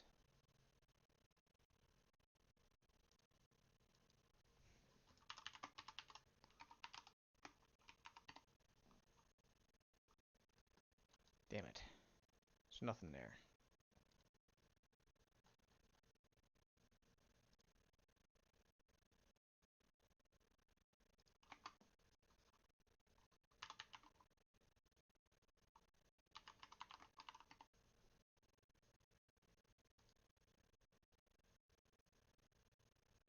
That's it right there.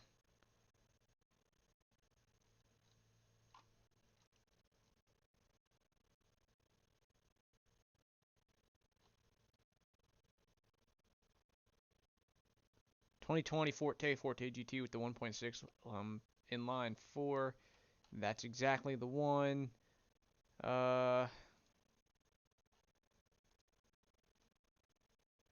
It's a small little bugger.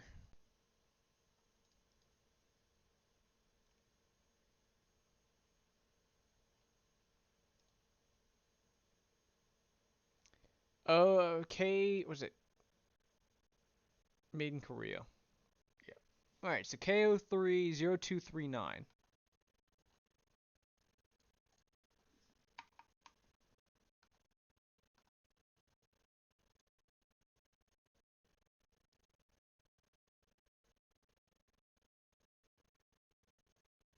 So,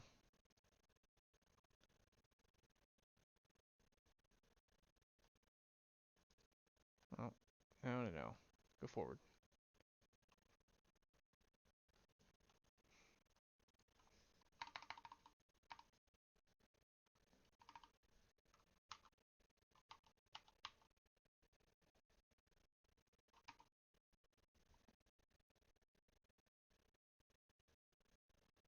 K03 0329 0329, so 029.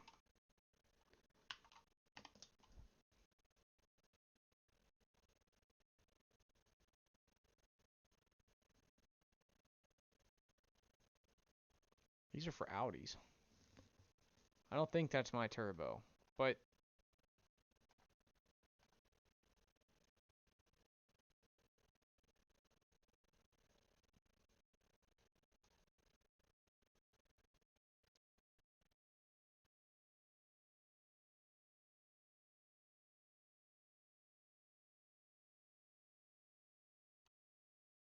okay.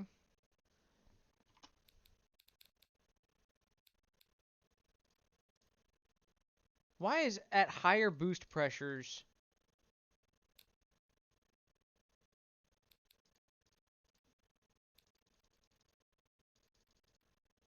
That just fucks everything up.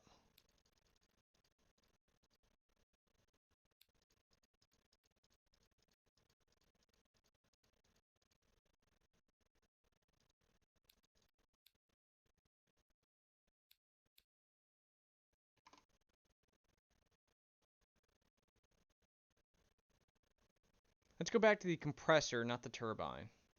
Inducer and exducers. 37.6, 49.2.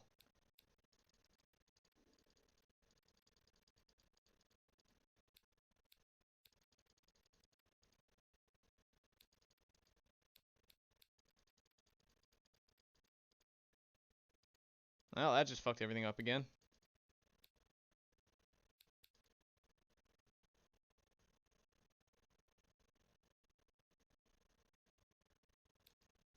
There we go. I mean, that brings me closer to what I need to be at, but it's not.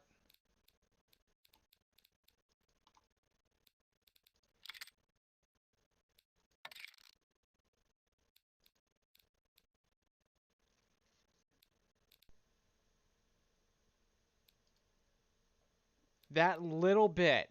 That one little bit.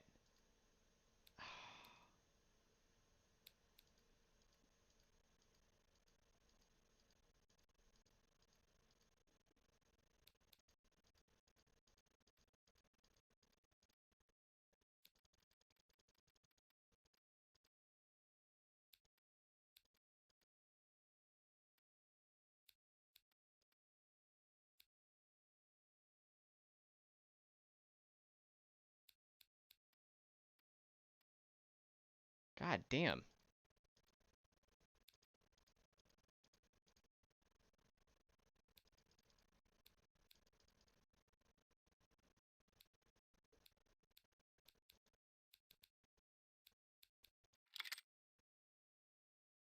Okay, that's a little bit closer.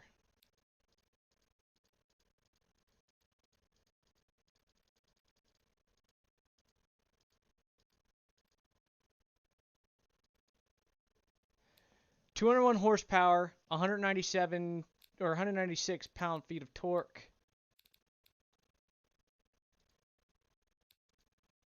Oh.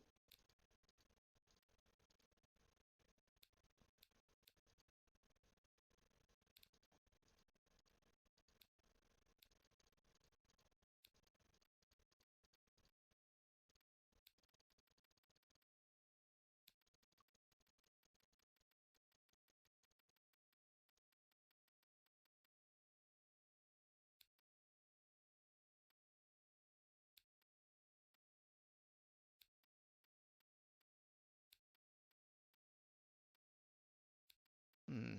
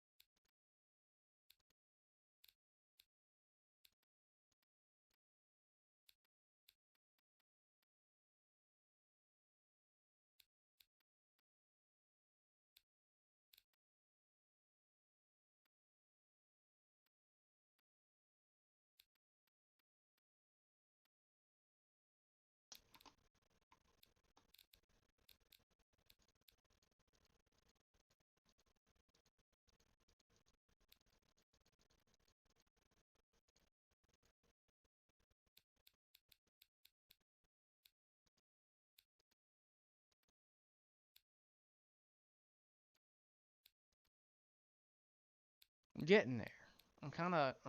I'm getting there to where it needs to be. Standard performance takes it down too far. High performance, I don't know what intake manifold. Yeah.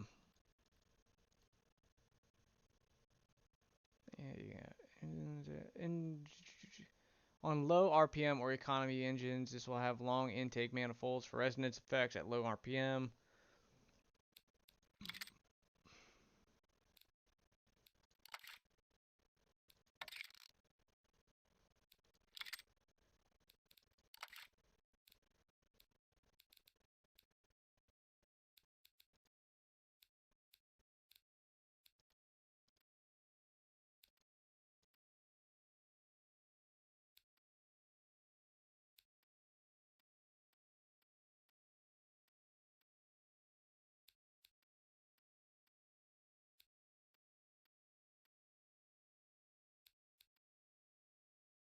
Damn. That's just too far off for me to want to call it good.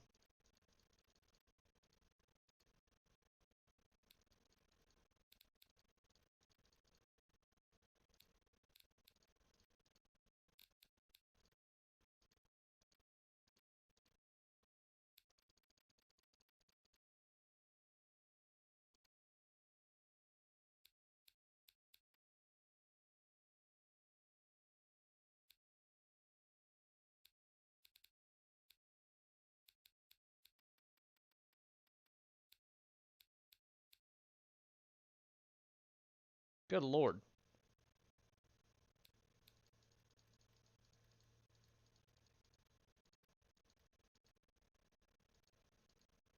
Oh, hold on. That's not that bad. That's not too far off. So we're peaking at 6,000. It was 6,000 RPM where it reaches peak horsepower. That's not too far off. And from 1,500 to 4,500, 196 pound-feet of torque is its peak, and it keeps that torque figure the entire way. Now I've got it at 25.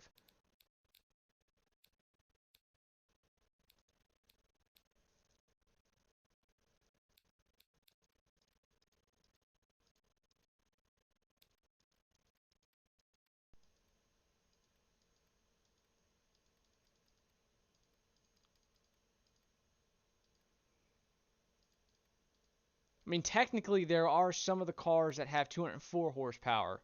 Well, it's close to. Oh, I keep hitting the caps lock button.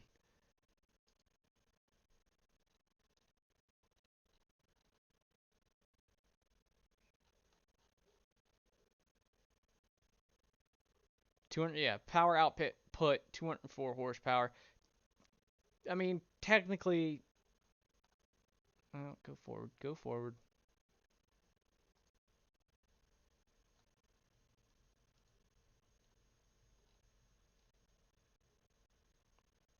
Torque, yeah, 194, 1,500 to 4,500 RPM. 201 horsepower at 6,000 RPM.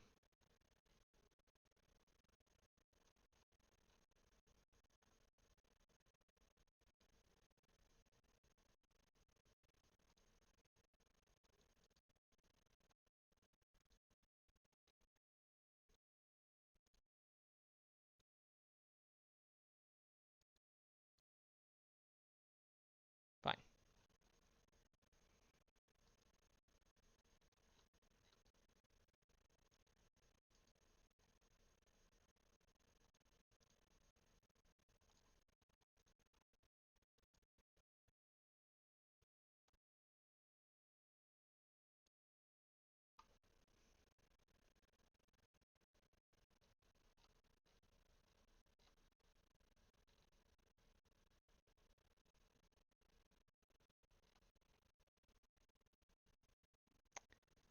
Um,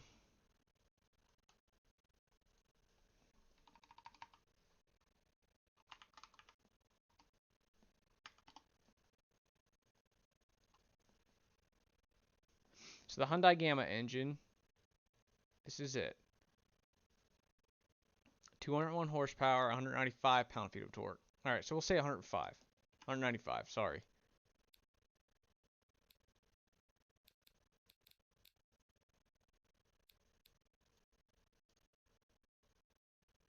Oh, here we go.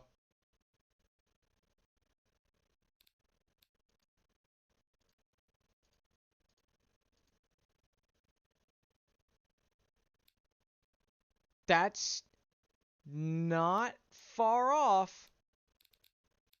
Can I save this preset? So I know to go back to it. Hold engine. There we go. Its weight is 207 pounds. Let's take some of that off. Oh, wait. Now it's why. Holy shit, I just put out a little bit more power.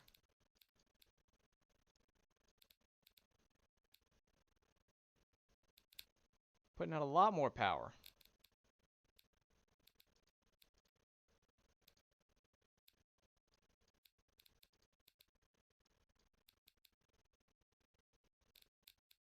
Damn.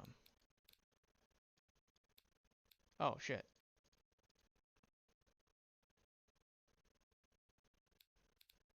Revert to held engine.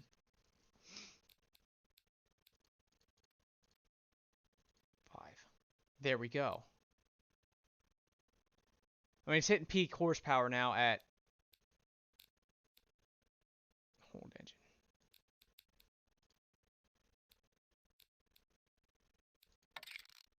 Oh, we do not want to use leaded.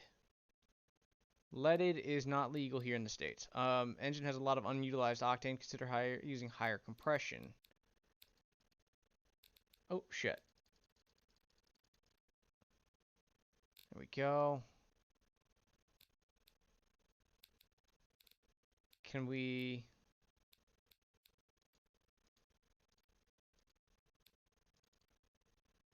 Wait, hold on.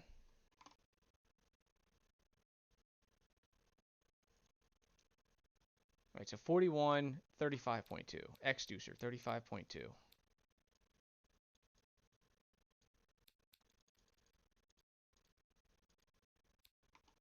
Turbine was 41. I can't go any bigger than that.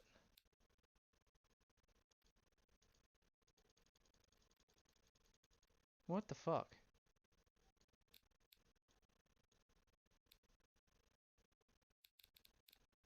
Alright. Revert to held engine.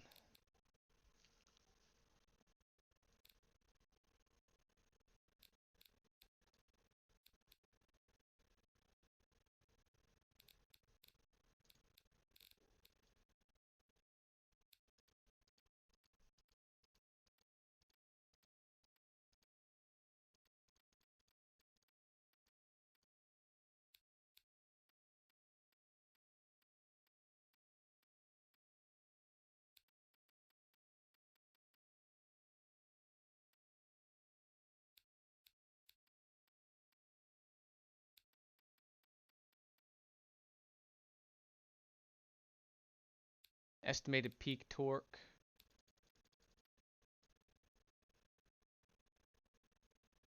Anywhere between 50, we'll say 45. 4,500 RPM.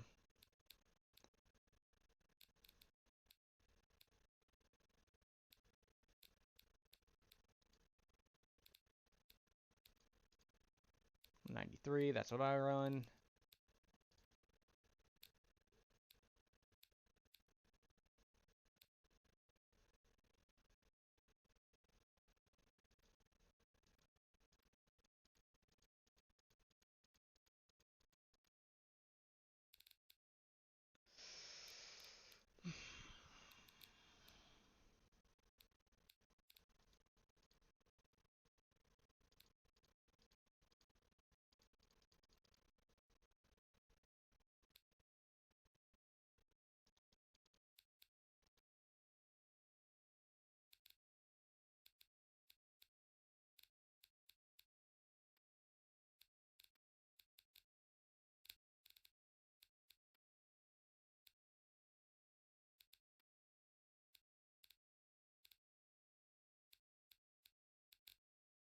How do I fucking... There. See, now, what the fuck? It cleared my engine.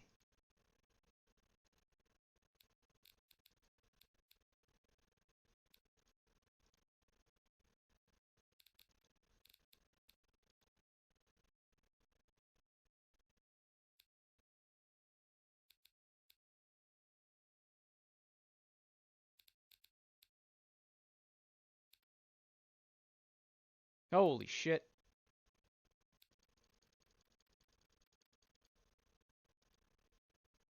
There we go.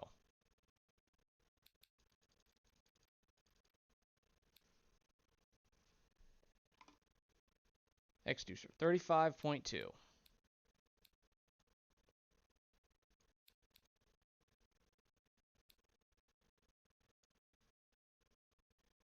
The inducer is supposed to be 41. I can't go any bigger than 37.9 for the turbine inducer. Not the compressor inducer, the turbine. This is the turbine inducer. If there's one for the compressor, that might be what's fucking me up right now.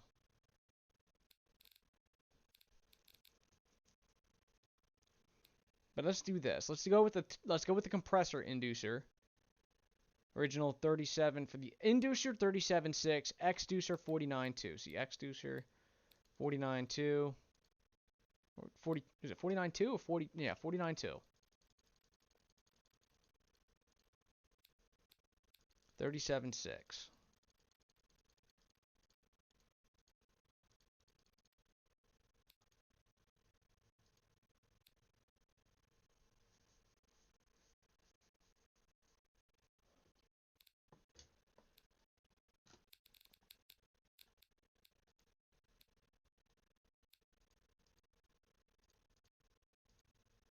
$6,500 compression. There we go.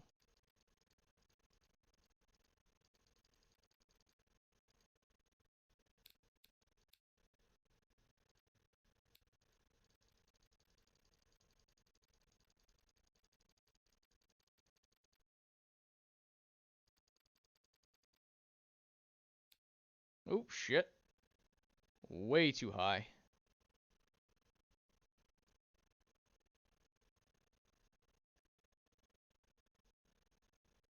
I gotta do something about that.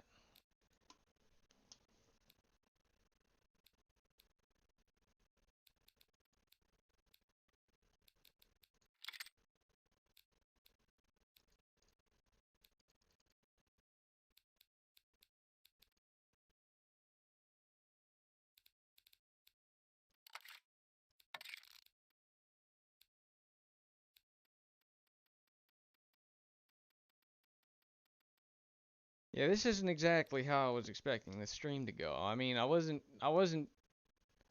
knew it wasn't going to be easy, but I wasn't prepared for it to be this long. Just trying to get the engine down.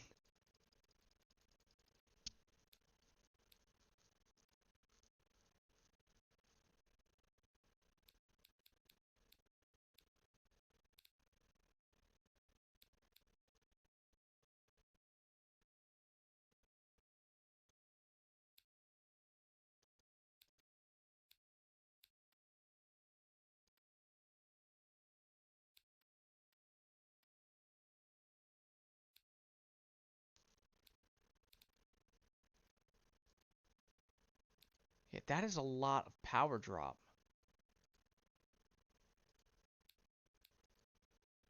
Oop.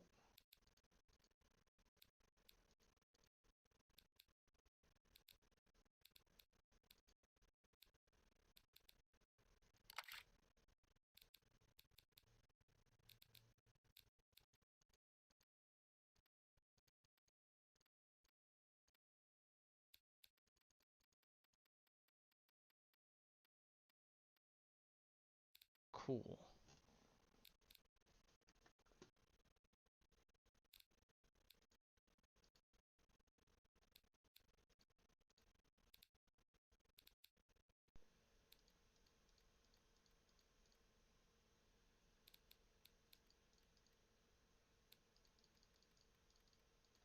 I don't know why it didn't save my...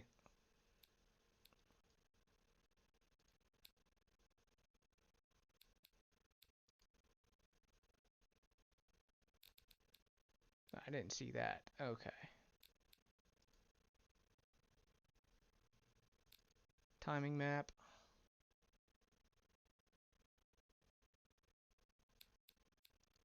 Fuel efficiency map. I'm not really worried about fuel efficiency.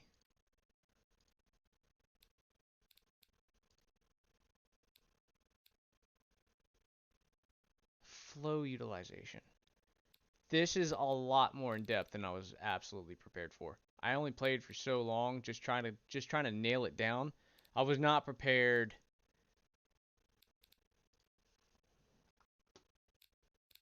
for this.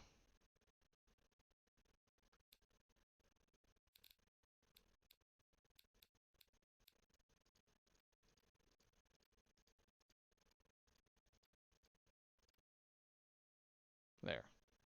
Boost limit. Alright. Hold engine.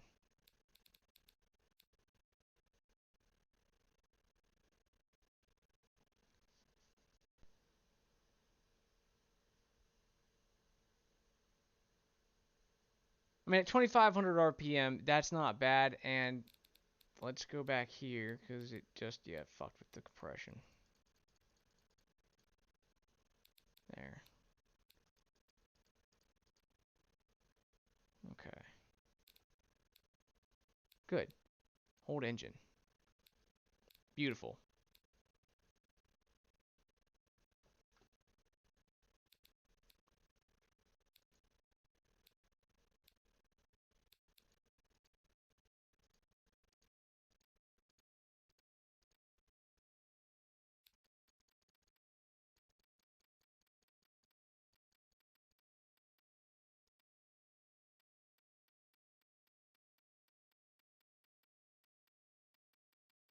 Oh, shit.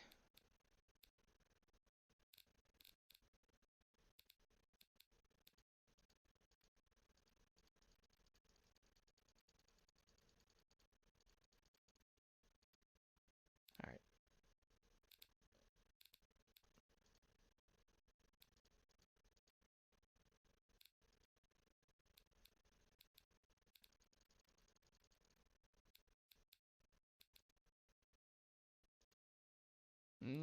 Too far.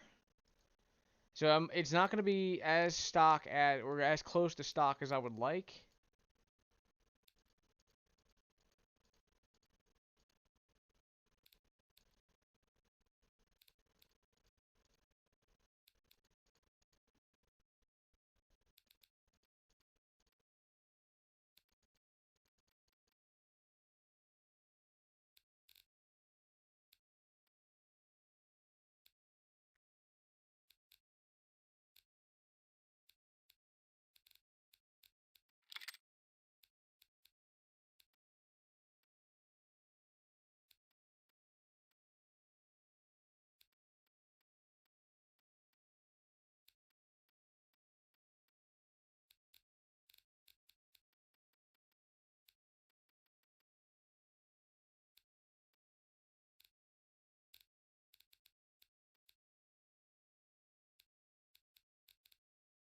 I want to be able to hold, not just hold the engine, but like save. I don't want to do save engine variant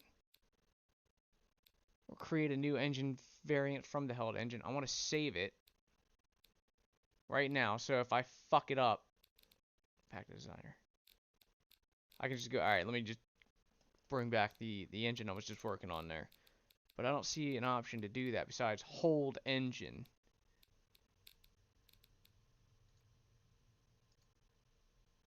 That compressor flow.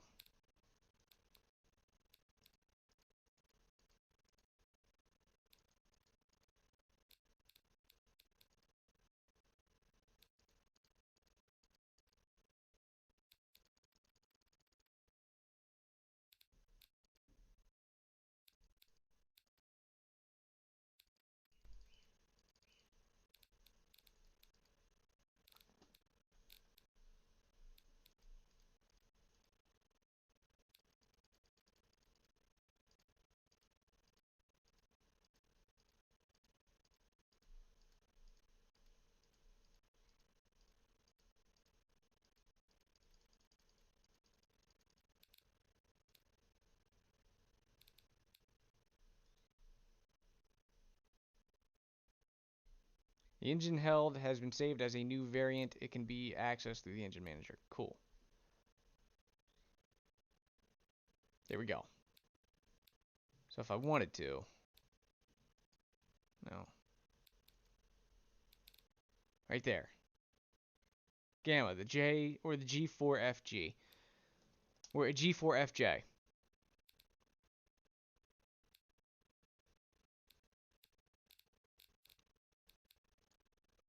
Now that compressor, excuse me, percentage of unrestricted compressor flow used. It's using 139% of the unrestricted compressor flow.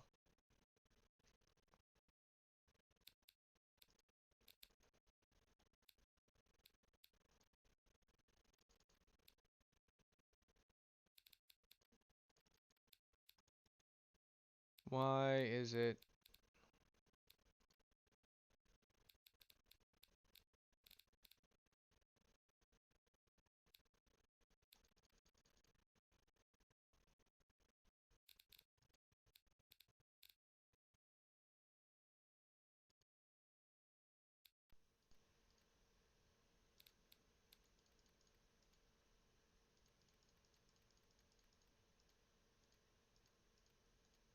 Oh, hold on. That's a little bit more better.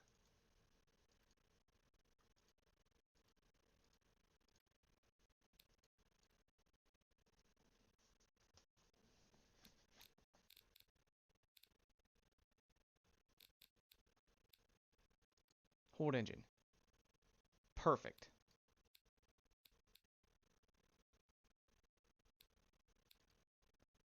All right, so the turbo's not perfect.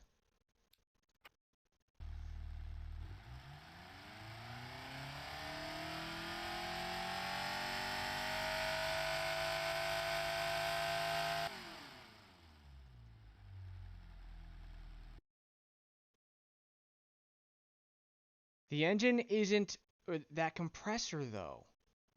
Is there a, how do I fix that?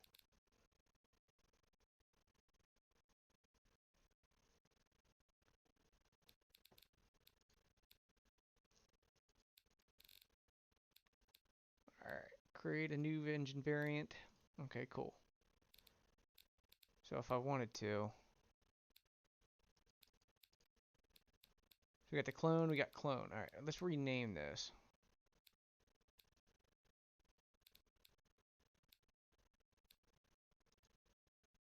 Oh.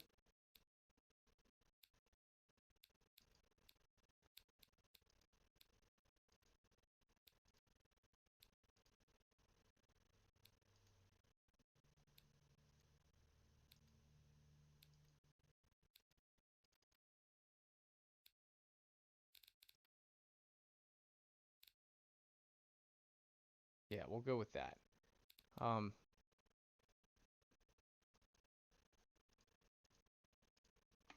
Damn it.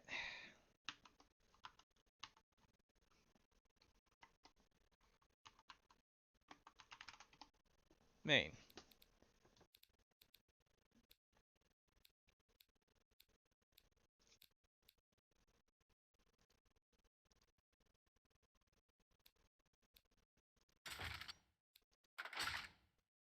Oh, that's not gonna matter.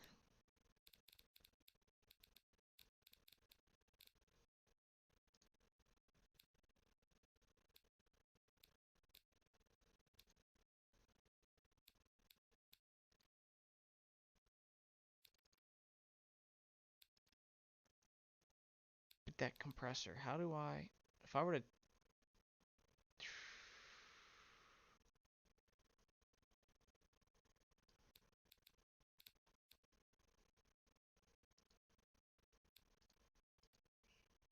oh,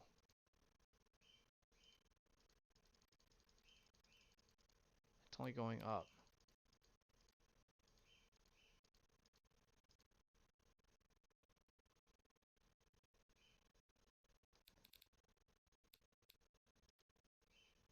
There we go. Reverting to the held engine. How do I fix? That's it. Well, that's just at top end. For the most part, the compressor right up until around 5,000 RPM, it starts to really kick up. I mean, it hits 100% at 4,400.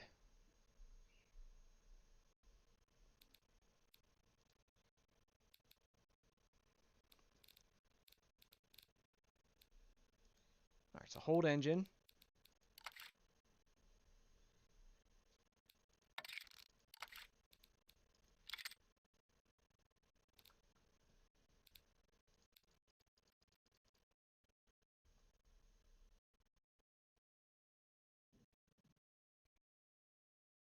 Oh,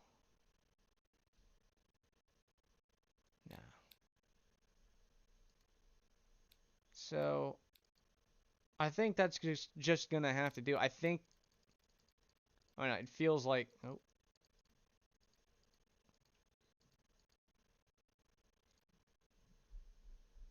I feel like it's gonna be like way too for the manifold size. Way too um headers. That's only going up. 83. The header size, exhaust size,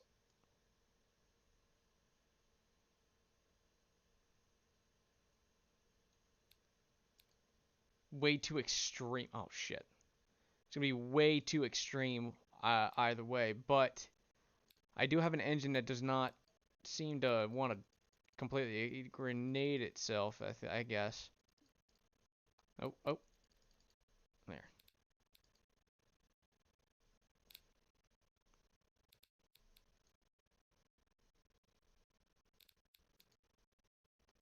So this is what we're looking at. It took 2.5 hours to get here, but this is what we're looking at. This is the engine.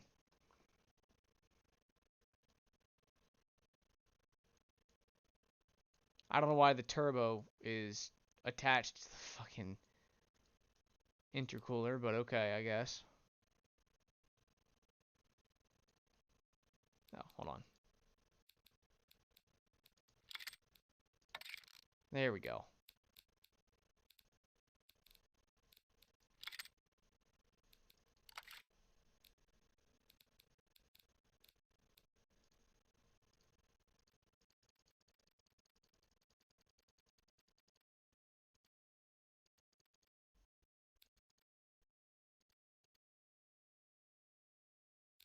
Oof. Hungry. I got some stuff over there. My signature rice and salmon. Alright, hold engine again.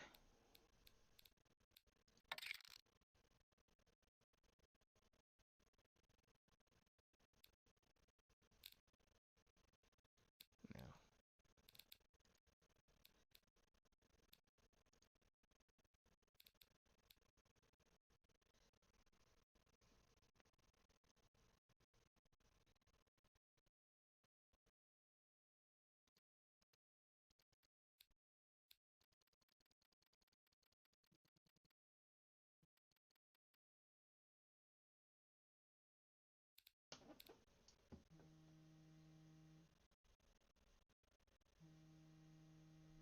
I'm sure you guys can hear that. But it's Sunday. I don't answer the phone on Sundays.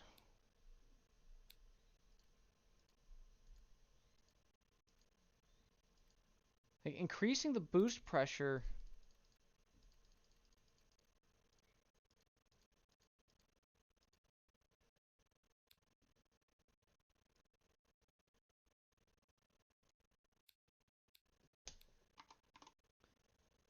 Induce 35 too. Okay.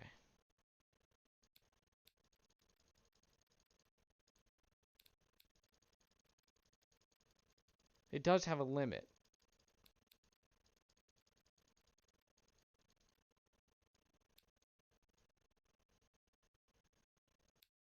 What the fuck?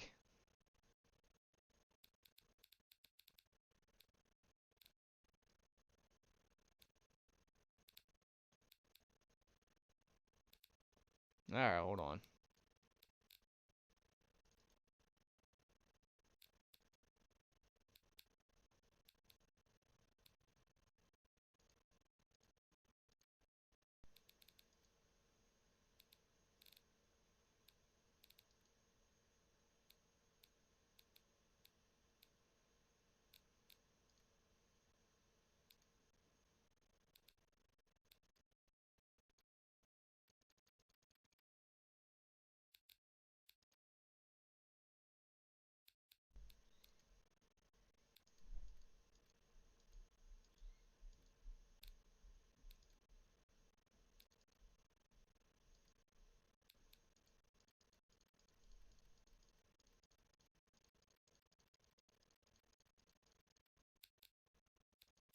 Oh, fuck.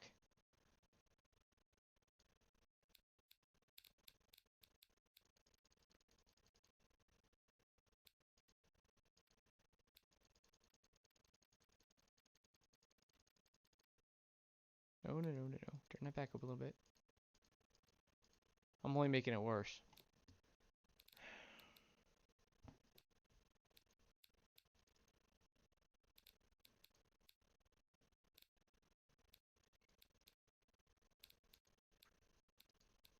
Oh, it automatically saved it.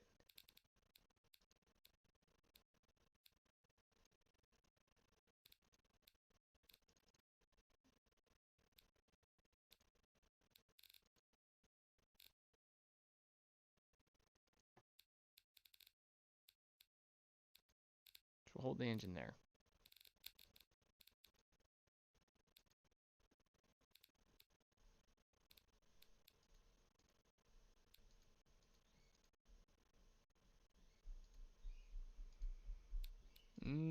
It's bringing the torque down to a little bit.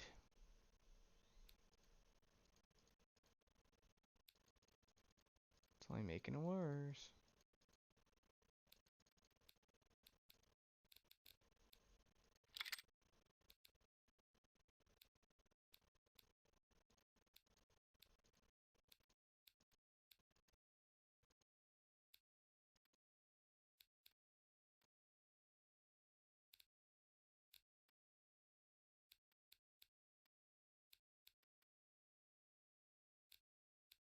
Damn it. Why does that keep happening? Why do I keep doing that?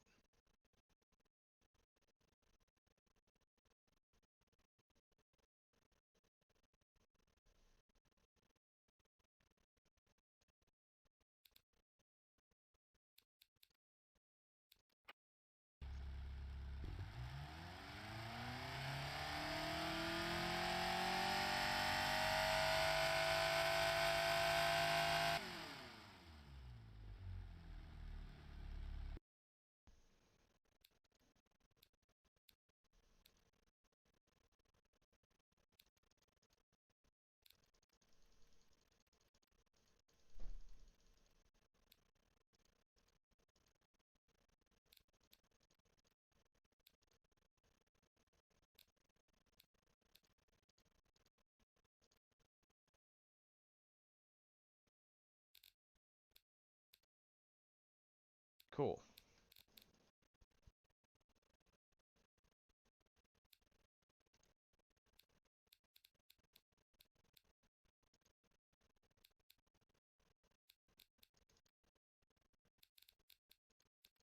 Like, I don't know why it saves.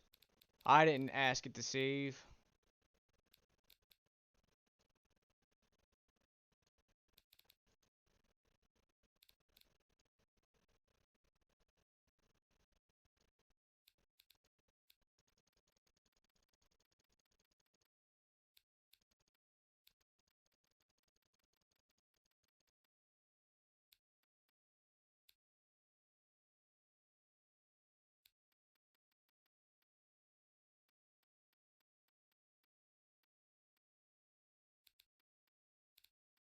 There we go.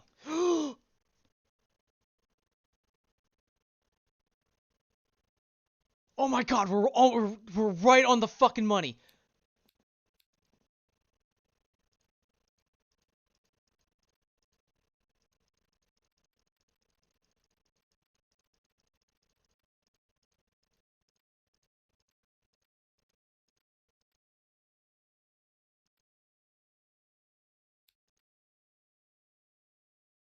Yes!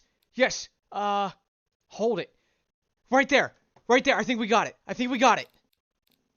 196 horsepower, and I mean the torque is 2200. That's fine, but it hits peak horsepower at 6,000 RPMs, just like the real engine does,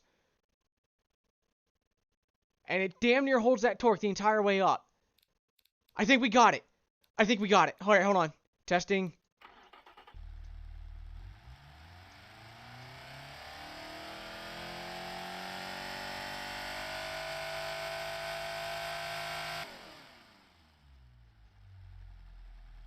I think we've got it. We're 255 pounds, which is only 100 pounds more. But fuck yeah. Fucking. Does it? It saves it automatically, I believe. Yeah. Hold engine. Well, I think we're good there.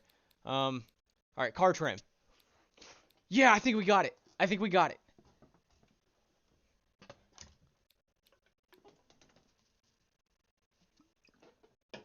Okay.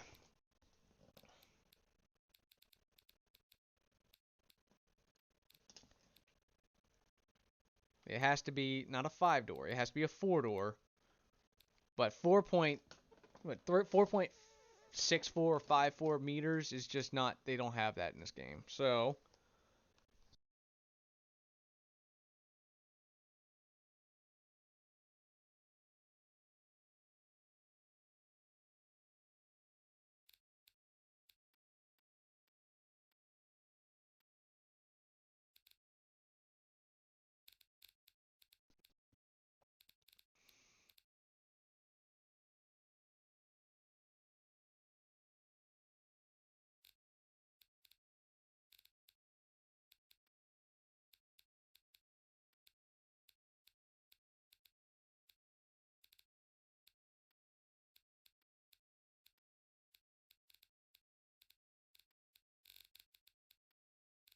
Yeah, black, because mine is black.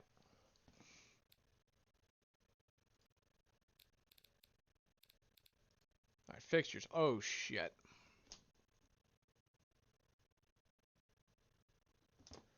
There. I never got past the engine. I only tried developing the engine. So I never really got past the whole engine build thing, because I was trying to get it as close to it as possible, but... Alright, so body... That's paint. Yeah, we'll leave it at that. But here's the fixtures. Now...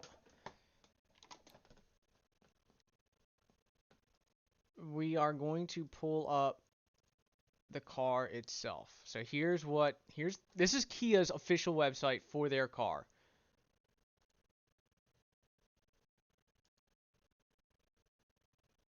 So that's what it looks like. Let's get that rotation going. Let's make it black.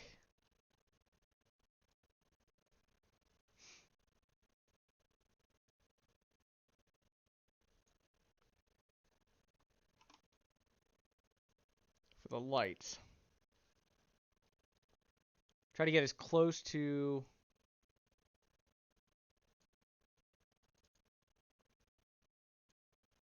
Oh, shit.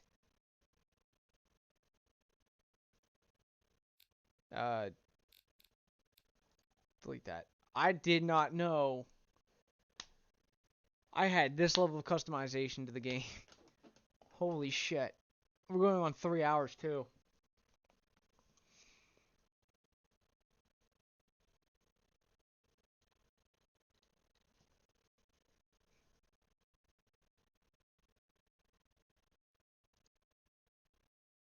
Oh, and there's different styles. I didn't know it was. I thought that was just the one that I was choosing from. Like it was that. I didn't realize that I had all these other optional styles to choose from based on that one look. What the fuck? This will take forever.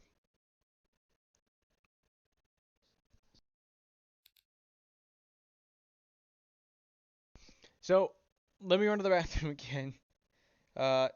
Ladies and gentlemen, hold tight. We'll be right back.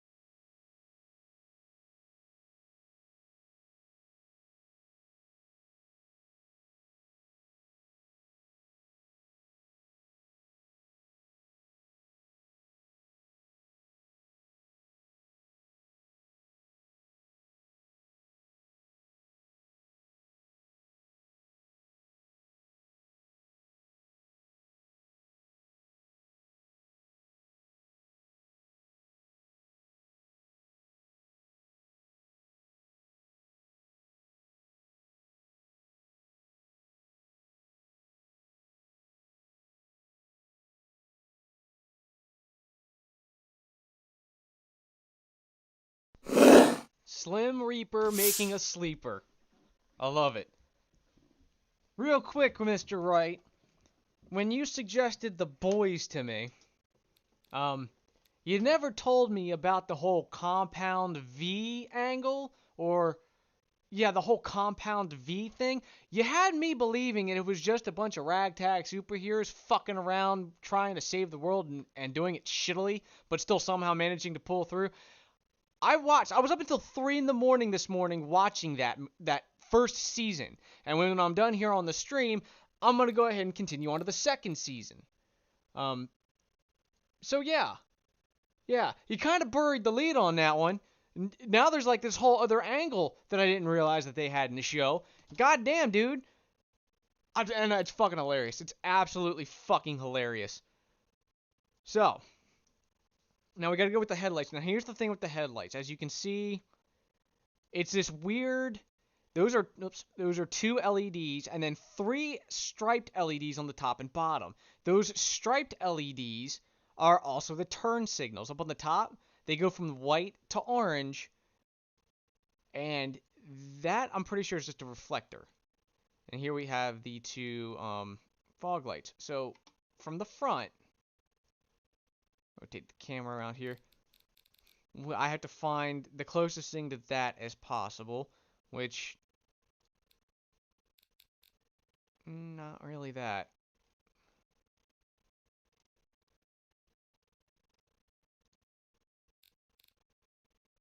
Ooh. No. What about that?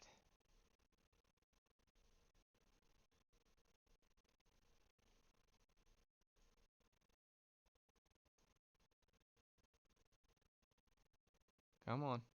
There we go. It won't let me go so far over to the right or left or up. Because I guess it considers that to be the edge there. But right, I would say right about, yeah.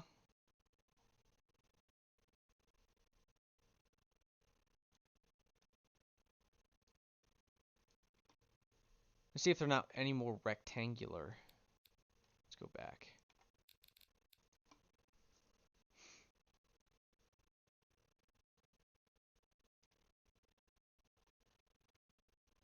Here we go.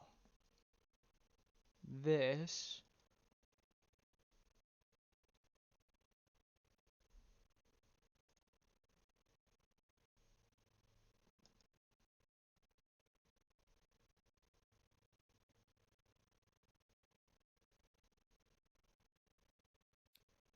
God damn. This is in-depth. This is some serious in-depth shit. Alright, back.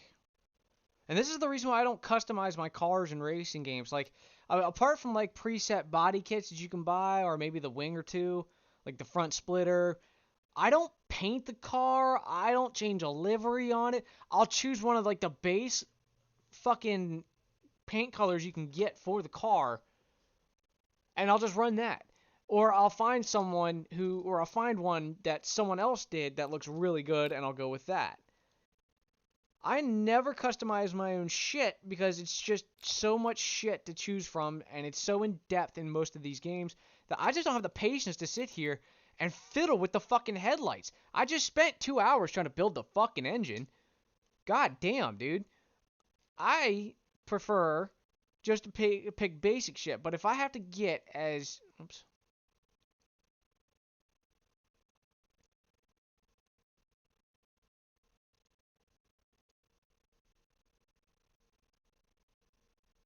That's actually not that bad looking.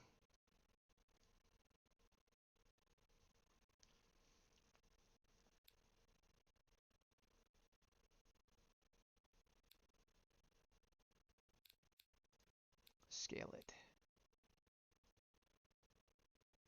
Make them thinner. There we go. Oh, wait, hold on.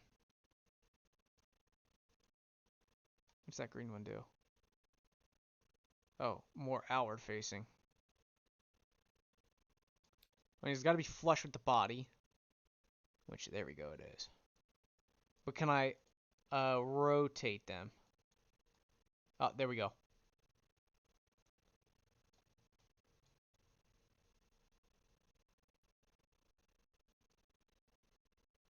We'll go with those for now. Oh, wait, hold on. The turn signal. That little reflector on the side.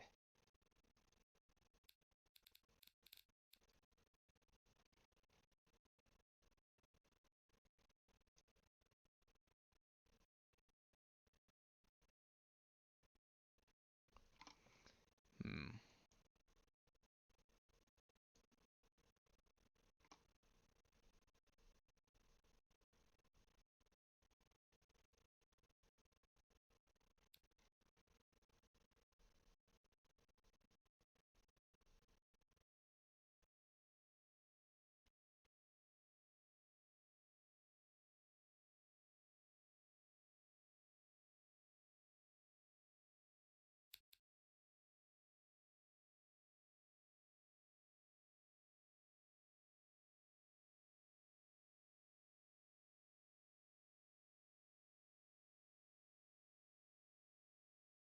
Alright, well, if I can't find ones that look exactly the same, there we go. This one has, these two have reflectors on them, and this one has this weird...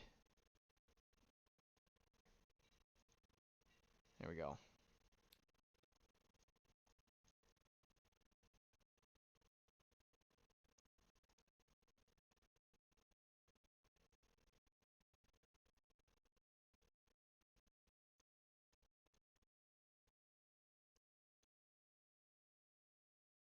Let's move these down a little bit. No, oh, no, too small in size. No, too small in size. I want to move it down. Or I can shrink it. There we go. Alright, rotate a little bit that way. Better. That's better. But yeah, I need to move these down. Can I? Oh, no, that's the camera. Move.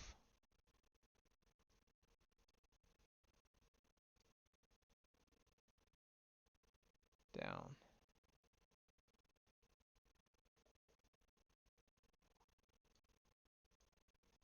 Cool. Because right there is going to be the hood. But is it flush with the hood? No. On the side it is. Oops. But that hood, you know what? That'll work. That should be good. It's the grill that needs to come across but not be flush. The grill is not flush with the hood. The lights, however, are. And it's weird because the lights meet up with the grill at that angle. So let me rotate these a little bit more. Cool.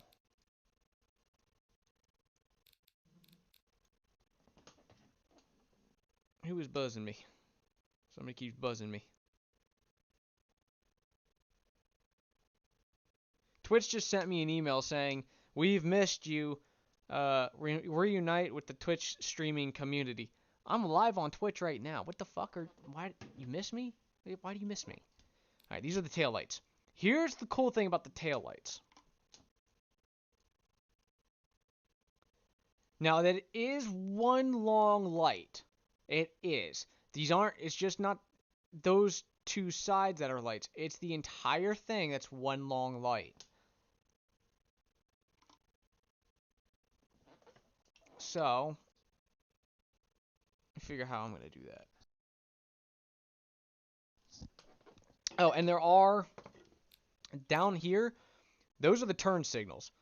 Right there.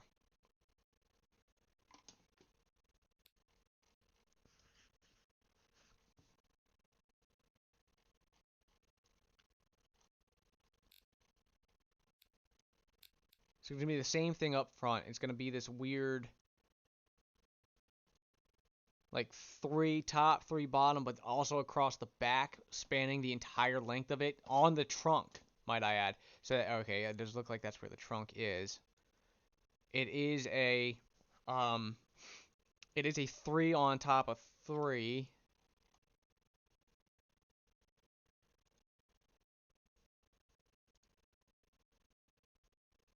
Yeah, see, 3 on top of 3. So we got 2. Got this weird one right here on the side, which just like these 2.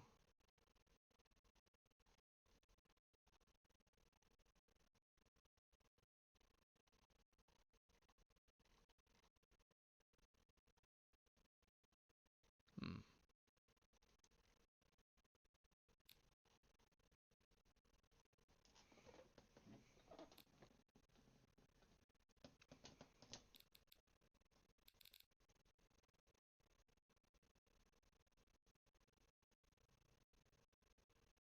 Um.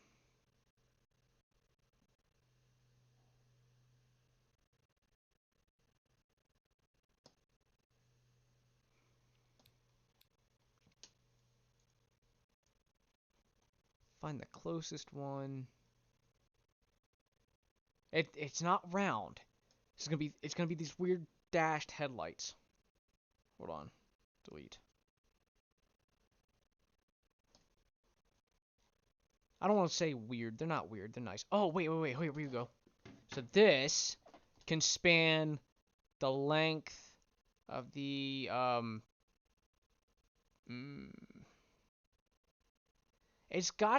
everything is integrated in it. You can see the turn signal, the reverse, and the brake lights all in one.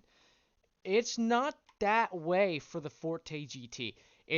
That is just the brake lights and the tail lights, and then down here at the bottom, those are the turn signals and the reverse lights. And then it does have a backup camera with its own light.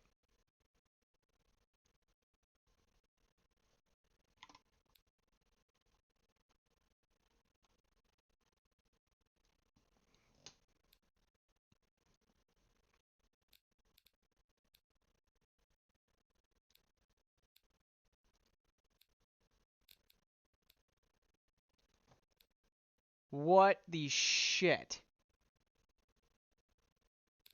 There, my god, oh my god. Dude, I spent 3 hours. I've spent 3 hours trying to build a Forte GT, and 2 of it was just for the engine alone.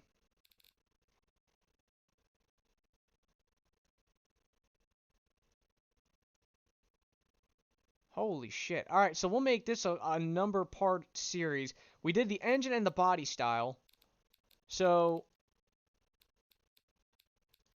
engine family, there we go. And I've gotten the power figure damn near exactly where it needs to be. Actually, I would say that is where it needs to be. Because while it does start to get up there to peak power at around 2200 RPM, it does hit at 41. Headers. Where are the headers at? I'm not going to try to change anything. Hold that engine.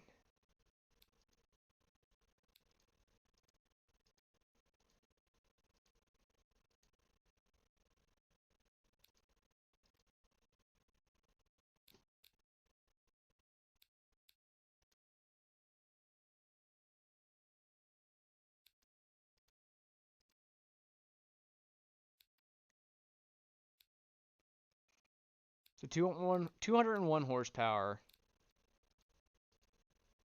196 pound-feet of torque.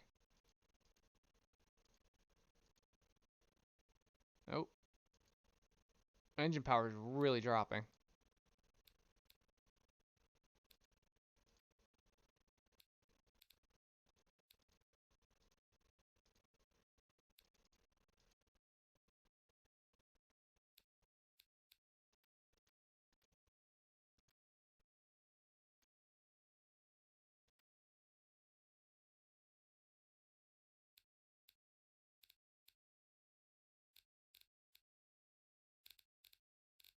All right, well.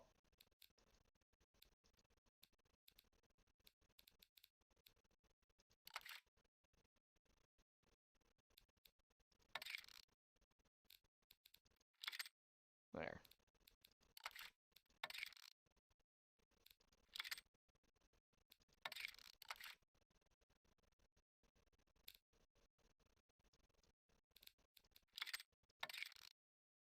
Okay. So we'll leave it here. And we'll pick this up tomorrow being Memorial Day. You know what? We can make this a multi-part. We might do it tomorrow, but Elite Dangerous is going to be tomorrow. I did get Odyssey, so I am able to walk around space stations and shit like that. So tomorrow we're going to be doing Elite Dangerous Odyssey, just like we did last week. Might do it in VR, not sure just yet. But we will pick this up definitely next Sunday to try to continue this, because holy shit. There is so much to this game. I don't like how the turbo's right there. I wish you could like change the turbo position or the intercooler position, because for me it'd be right here. And the air intake would wrap around this way and go right there.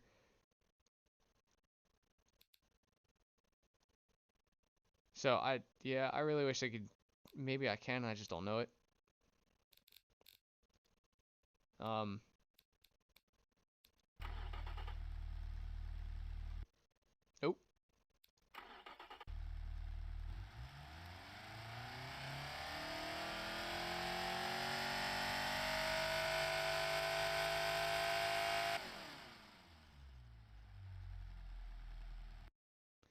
So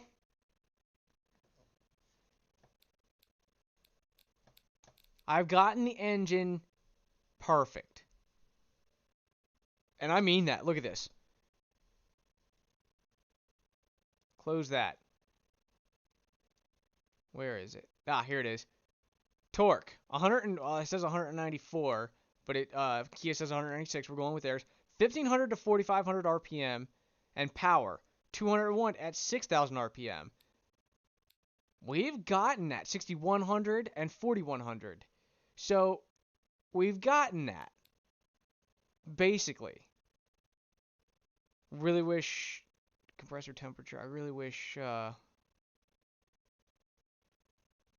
could figure out how to bring that compressor, unrestricted compressor flow percentage down. But we will pick this up on next Saturday or next Sunday. I'm not gonna fuck with this. I'm gonna build a different car. I'm gonna build my car, the car that I really, if it were real, I would do it.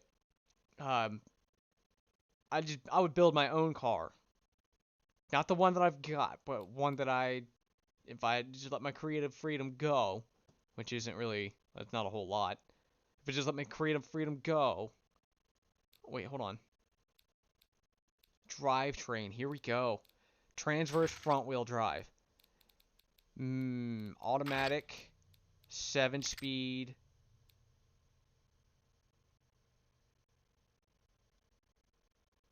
Top speed, 135. Spacing. Oh. Yeah. Yeah.